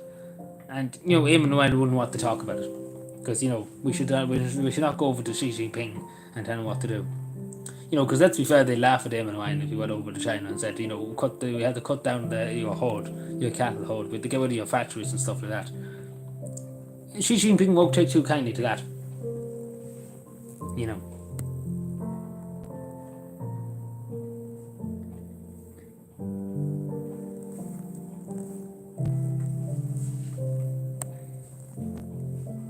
Yeah, but they don't want people eating meat, that's true, yeah. They want to eat bugs and snails and all that. Because why not?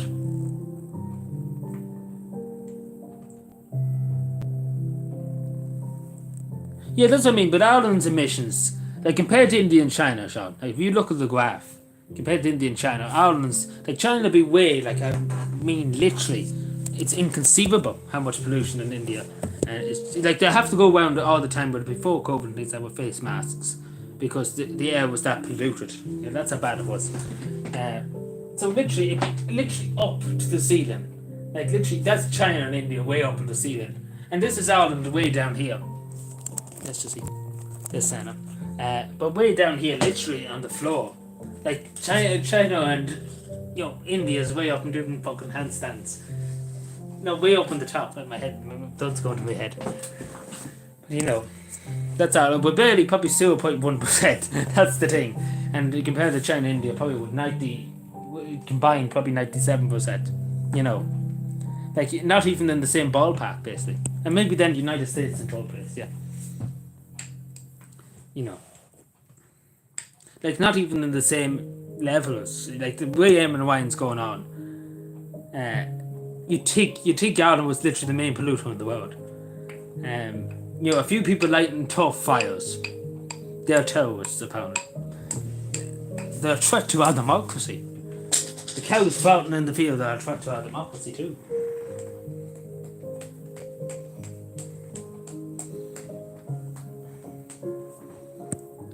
I'm not going to show you Ireland, but basically it's way down the fucking floor. It's literally inconceivable. How far down it is, Tony?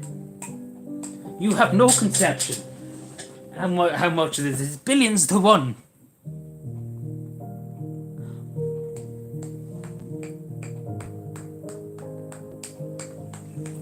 Let's not even mention that. I'm not going to confirm or deny that. Actually, scratch that. No comment. No, thank you. No, stop. I kind of shot myself in the foot there, and that's going to be taken out of context. Oh no.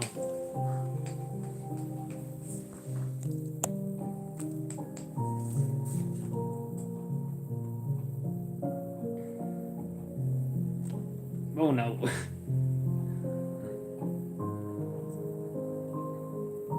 Oh no, this is awkward. Oh no, oh shit. What's this? Ooh, what's this?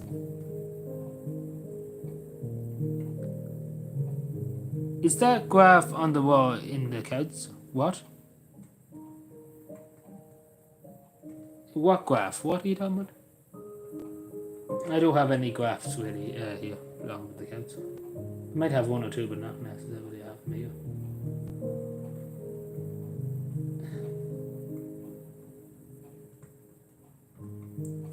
What am I thinking about here? So I'm having a brain bit.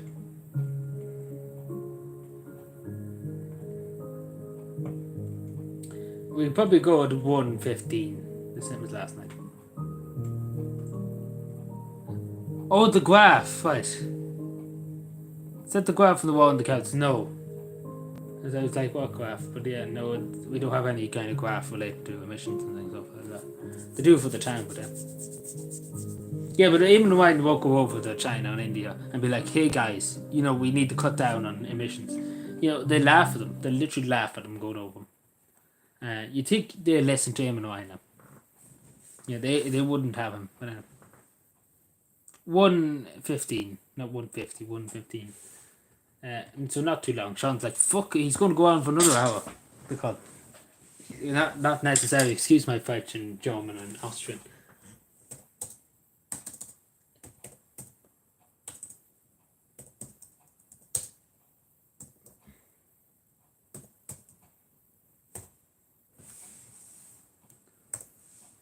No, not 2:15. I'm going to have a lie-in anyway tomorrow, so just because it's going to be in a week now. But I'm going to get up early now every other morning. How do you spell?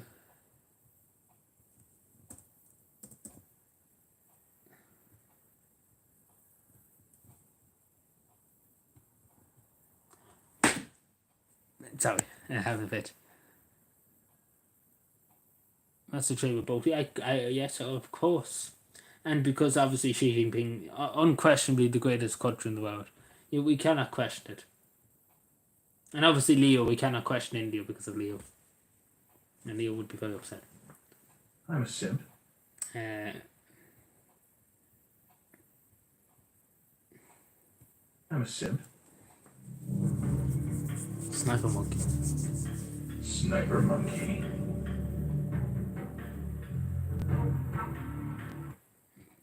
No justification why I put that on.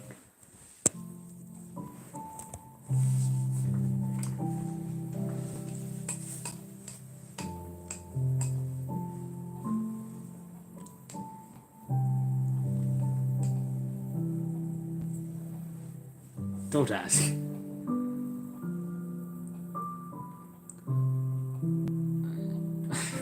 I'm not even gonna, I don't know what to say to that.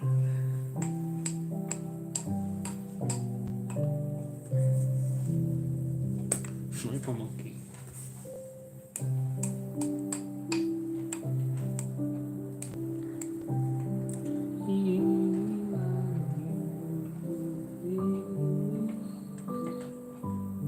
Oh yeah, the police station, yeah. Doing business with them, exactly.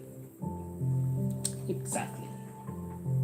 But China owns basically half this country.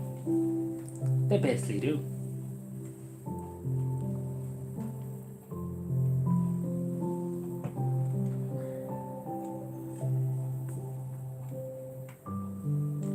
In heavenly peace, sleeping in heavenly peace.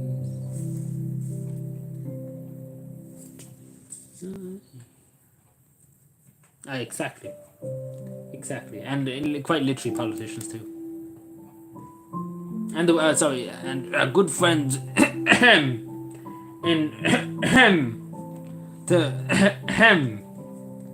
the people who give the face to the Irish government during the lockdowns. Not biased at all. And our good friends in the good friends in Geneva. Sorry, bad cough. It's a terrible name.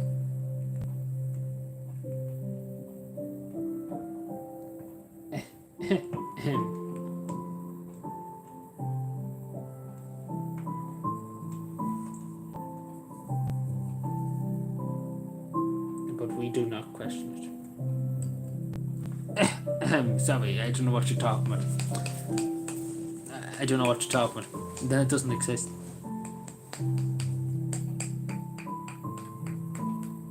Are you a friend in Belgium? What?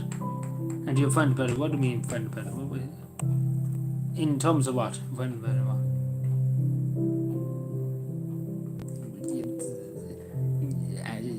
I can't say too much more. I hope you understand, John. I can't get into them details, unfortunately. I won't get me phone uploads in the morning, unfortunately, so I can't mention anything. Yeah, but you know yourself, I can't say too much now.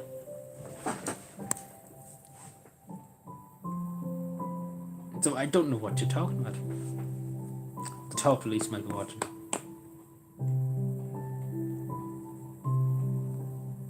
Yeah, but what are you referencing about? Like, the post in Belgium is not banned. He's not banned. Yeah, that's what you say. The post in New Zealand is banned, yeah. Secret friend of him. No. I refute that claim. Father Christmas, yeah, of course, Father Christmas in Lapland, yeah, of course. Father Christmas, he's a great guy. I miss General Father Christmas. His pronouns are he, him. But the pronouns police might be watching, sorry. No, no, to YouTube moderators and things like that.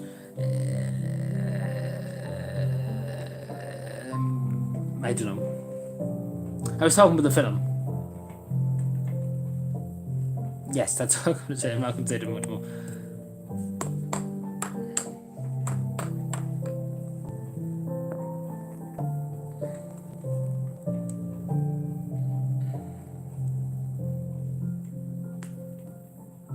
Better not say too much more.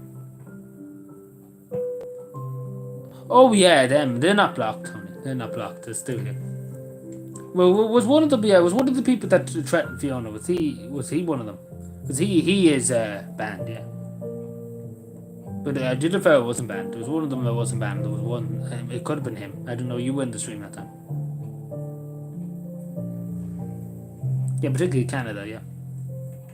Whatever about New Zealand at the moment, just at our dawn is not going too well basically for the moment. And Victoria, obviously Daniel Andrews is, I don't know what to say about him, but anyway. But definitely Canada's going, yeah, not going too well basically.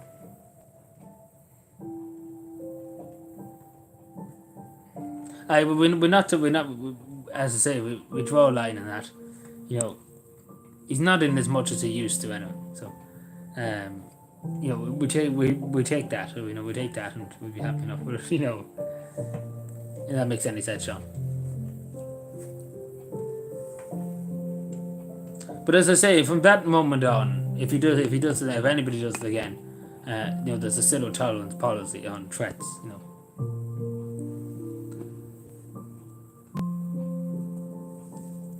Like from that day on, that happened. You know, we drew a line in the sand and we said, you know, no more. We basically take, you know, that. Oh, I know, but I'm used to that now. You know, it's at the end of the day, you know, I'm just saying what I take. I'm not going to have to offend anybody. That's what I know. Should be totally honest, I think he's seen everybody. So, you know, I don't mean to give out about the guy or anything. I don't mean to, but you kind of seen everybody. Like he's looking around corners, taking everybody's out, you know, races and far right, and he's this and that. You know, like I think he called everybody. Like I think he probably called Jacinda Ardern a far right lunatic or something like that. Like he called anybody a far right person. You know, that's the kind of way he was kind of going on. But again, I could be wrong, but that's the way I see it. And again, I mean no offense to him if he is here watching or anything. I mean no offense. He's right to disagree, but you know, whatever. Again, he's entitled to his opinion on me too. I'm not saying I'm going to stop him, and he was allowed to say that he wasn't going to be banned for that. He's entitled to give his opinion on that. But obviously, if somebody goes around threatening people, you know, that's a different story.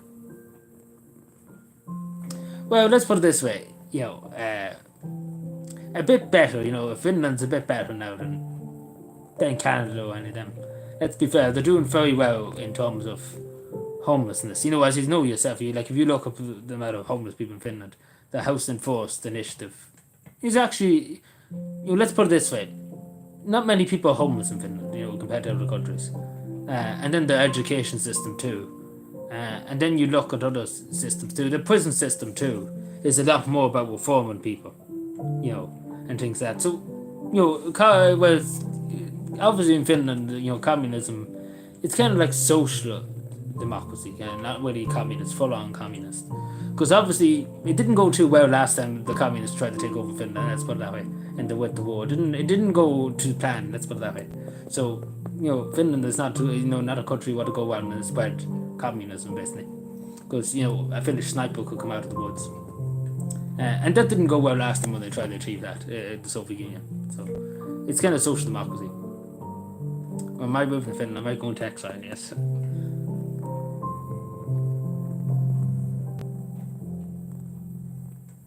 Aye, but not to the extent of other countries, you know.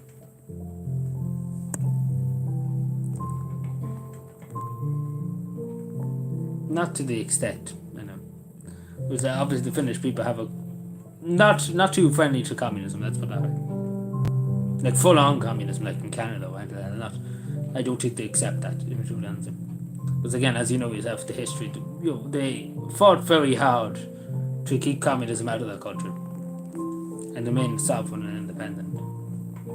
So, you know, and you know, I think Joseph Stalin had, you know, knew better not to get a mess with Finnish people. Because, you know, one Finnish post with a sniper rifle forces the entire Red Army. There's only one outcome. You know, it doesn't end well, basically. But it's over here.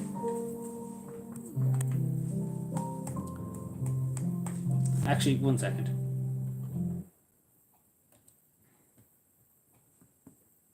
Sean's giving me, this is hate speech, Sean. I'm going to get Helen McAtee on the phone.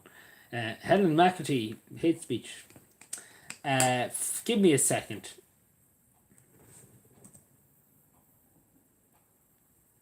The Communist Union. I don't know what Ireland is. You know, it's hard to know what Ireland. How you like to talk about Ireland. It's hard to know. I don't know. I think lunacy, anarchy, an anarchy society, basically. Like the lunatics are in charge, basically. That's the problem with Ireland.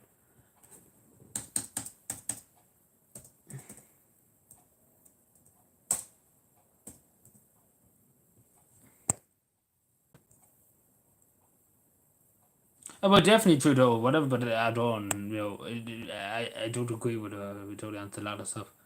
But definitely Justin Trudeau now, it's a bit off the rails. Maybe New Zealand is possibly they could come back from it. But I think Canada's already gone, you know. New Zealand, possibly. It's possible that might happen. But, you know, but yeah, China is not looking too good at the moment either. As you've seen there, the protests, they're shouting down with Xi Jinping and the Communist Party of China. Like, you know, you never thought you hear that in the streets of China. You know, and all them people probably disappeared now, you know, who shouted down with Xi Jinping.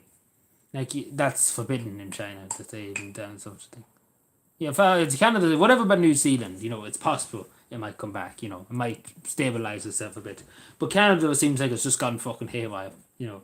When, you know, as I said the other day about Canada basically saying, oh, we're going to kill, you know, a veteran wants a chairlift up to a second floor, we're just going to kill him. That saves us the hassle, you know, and when you see that, you're like, you know, that country's a bit, yeah, it's gone on the point of no return, basically. It could come back, but more likely New Zealand, maybe, because Canada seems like it's just lost the plot.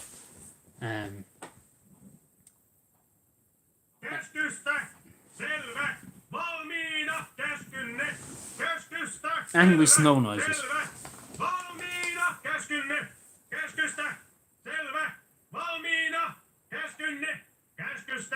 Selvä. Valmiina. Käskynne. Käskynne. Herra upseeri. Käskystä. Selvä. Valmiina. Liikkeelle. Vauhtia. Eteenpäin. Perääntykää. Perääntykää. Liikkeelle. Vauhtia. Eteenpäin. Eteenpäin. Vauhtia. Eteenpäin.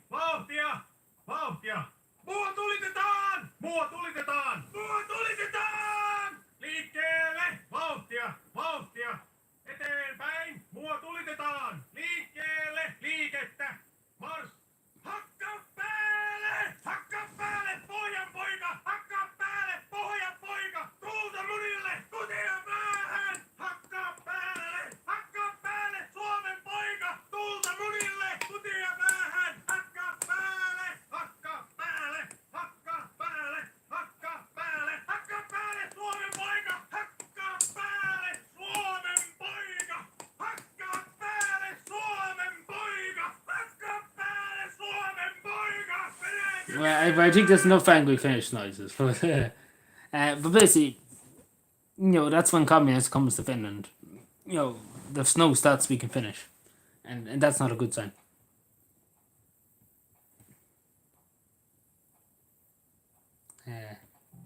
You don't want the snow speaking Finnish.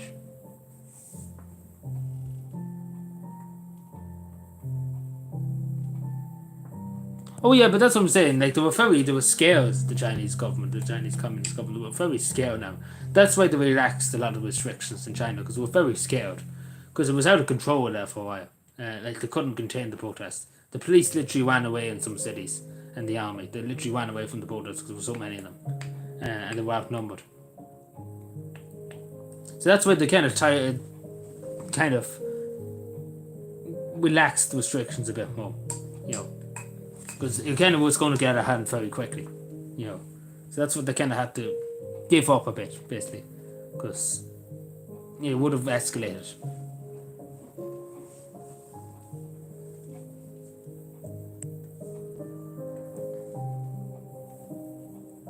But definitely not in North Korea. But that was something like I'm sure you've never seen that before.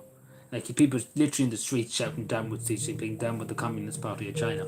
Them people are probably, as I say, probably missing now. Yeah, eventually they will. Especially with this zero COVID policy.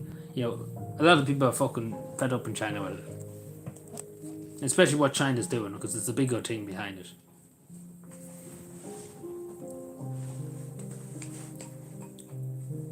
It's like the Trojan horse. They bring it out and they say, it's for the good of you, and because again, yourself, China is not the most trustworthy country in the world.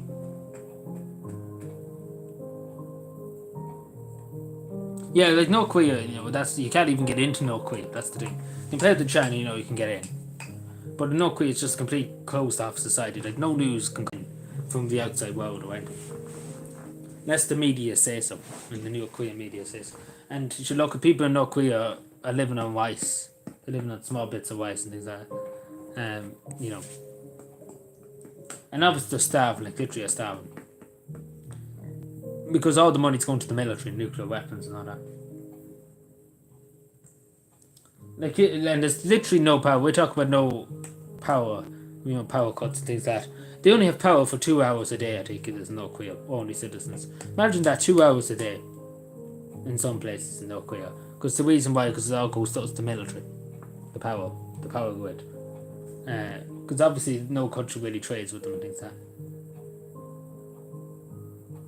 that. Exactly, yeah. Well, yeah, there was a civil war, but we're not major wars. Not after the scale that's going on at the moment, obviously. Because obviously it's still some, like in Yemen and things, there's still wars going on. And Libya obviously too. And then some Central African republics, there's some up here. But obviously that's not global conflict or something.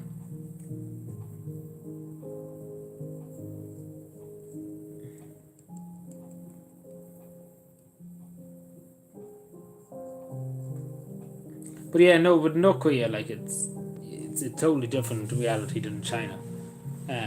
Because literally, if you rise up or if you challenge the North Korean authorities or anything like that, they're going to go after your family. They're going to kill all your family, and so that's how they get you too. So there's no way of escaping it.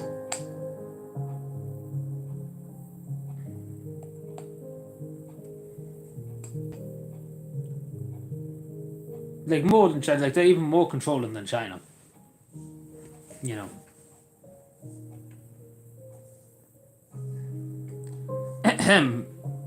We're not out to talk about them things, unfortunately, Sean. So I can just say I don't know what you're talking about. Like there's some stuff I wish to talk about, the top police.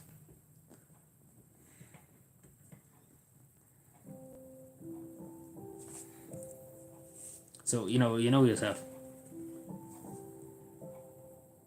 Too bad Elon Musk didn't buy YouTube now. It would have been great fun. It would be the best thing since sliced bread.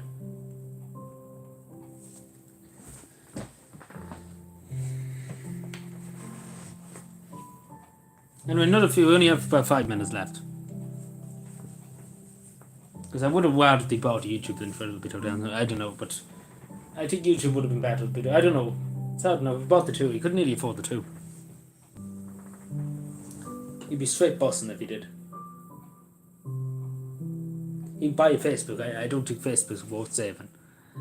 You not see like literally nobody's using Facebook anymore. Like the numbers have gone down way much. Like back in the day, it was a big huge thing. But nowadays it's all TikTok and it's all YouTube, TikTok, Instagram. Facebook's not even up there, you know. Like Facebook, nobody uses it. I use it now and again, but nobody uses it. Like, you know, it's a dying platform. You know, it's literally dying. So that's why Facebook too laid off so many people because nobody's using it anymore. It's all boomers like me that's using it. You know, all the young people are into the TikToks now. Some use Twitter, but a lot of them use TikTok and they use WhatsApp and they use Instagram, but they don't use anything else apart from that.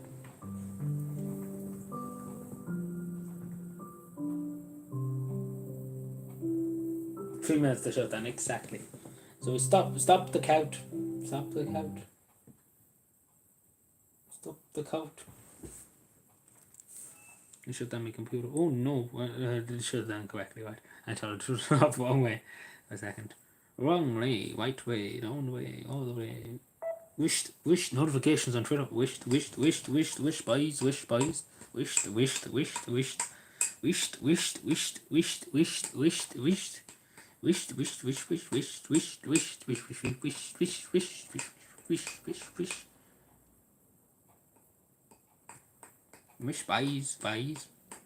Who's this?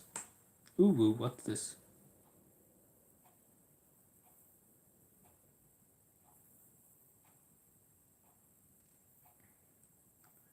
Got my haircut today. That's good. Like, I know 2 people that want to get their haircut at the moment, and all the barbers are booked to capacity. So you're lucky you did. We probably had it booked in advance. Because literally, you wouldn't get it for love or money now in the town.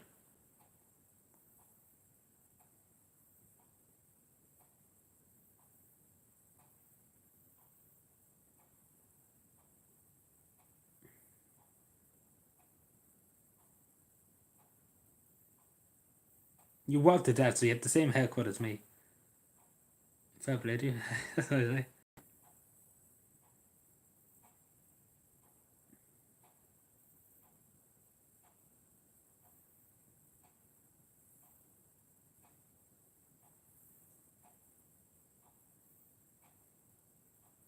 Save our fortune.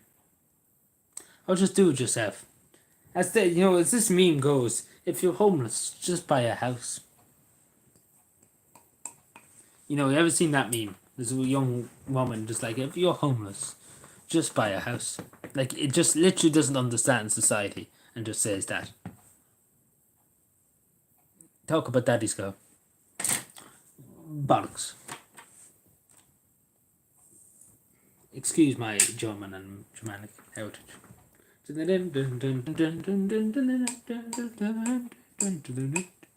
Gonna do a German poet now. Not one of those 1930s poets, 1800s poets. It's the German Empire. We're going to solve the Kaiser.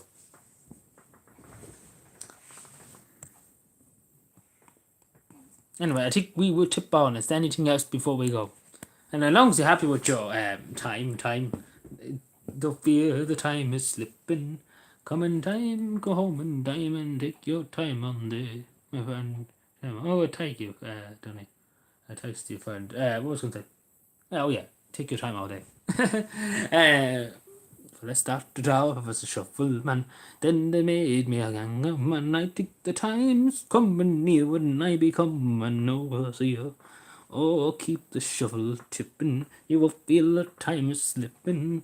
Come in time, go home in time and take your time all day. Oh, keep the shovel tipping. You will feel the time is slipping. Come in time, go home in time and take your time all day. Well, you know, time. Council. Time.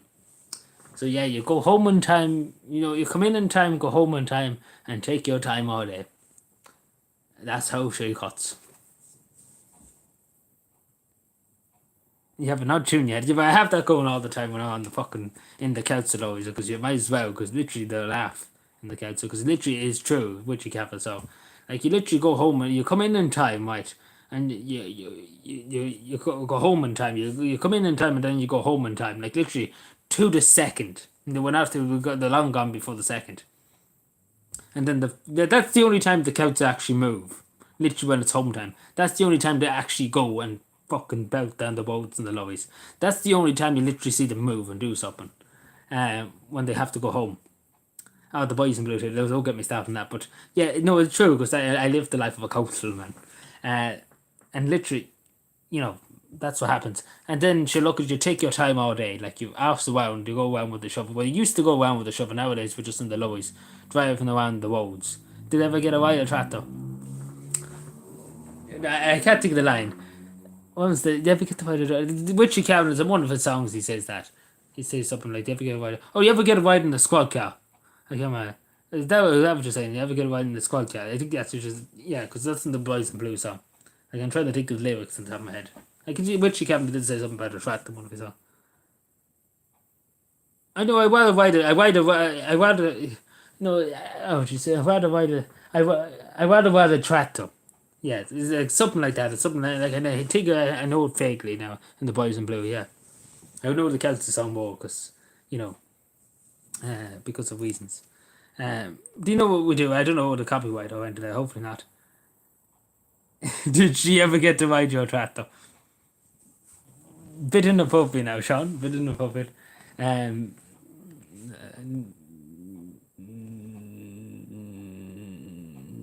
I don't know what you're talking about. What do you call it? Keep the shovel tipping, isn't it? We put it on for hopefully we won't get copyrighted or anything like that. Hopefully not. Please copyright.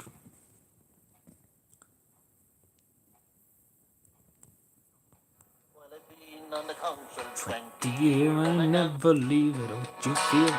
Johnny, how long are you on the council now? Well, I've been on the council 20 years and I never leave it, don't you fear. One time they tried to get rid of me, but I No, wouldn't I'm not. take the redundancy. Oh, keep the shovel tipping. You won't feel the time is slipping. Come in time, go home in time and take your time all day. Oh, keep the shovel tipping. You won't feel the time is slipping. Come in time, go home in time and take your time all day. Well, I started off As a shovel man, and then they made me a ganger man. I think the time is coming near when I become an overseer. Oh, keep the shovel tipping. You will feel the time is slipping. Come in time, go home in time and take your time all day. Oh, keep the shovel tipping. You will feel the time is slipping. Come in time, go home in time and take your time all day. The overseer is not so bad, he's retiring soon and I'm so glad, because I think I get his job and it's worth an extra few old bob. Oh, keep the shovel tipping, you'll feel the time is slipping. Come in time, go home in time and take your time all day. Oh, keep the shovel tipping, you'll feel the time is slipping. Come on team, go home in time and take your time all day. If it's a cold All day, I'm not there, cause you never see an engineer. He's in the office all tucked up, delving into a big hot mug. Oh, keep the shovel tipping, you won't feel the time slipping. Come in time, go home in time and take your time all day. Oh, keep the shovel tipping, you won't feel the time slipping. Come in time, go home in time and take your time all day. And it's the time to get the tea. I don't know that is right.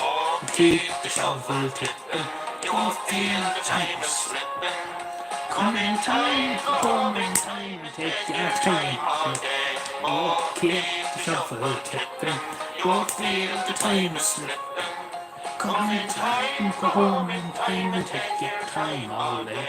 Time for tea, time for bed. Right, so yeah, this your couch song for tonight. Good way to end. But yeah, that's basically how your local townies work. We work very hard, you know. Sponsored by the local authorities.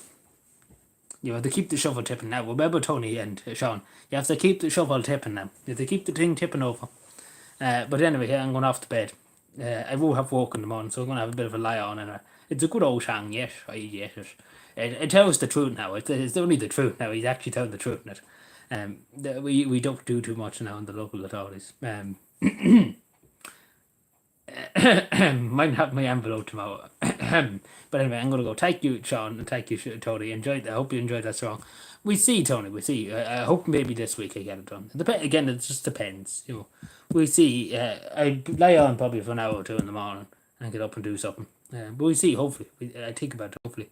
If not, we see. I might have a few sausages or something. It won't be full Irish, but maybe we see. We see. I can't say for certain now, Tony. But possibly I'll try and aim to do it this week. We see. So I'll talk to you then. Goodbye.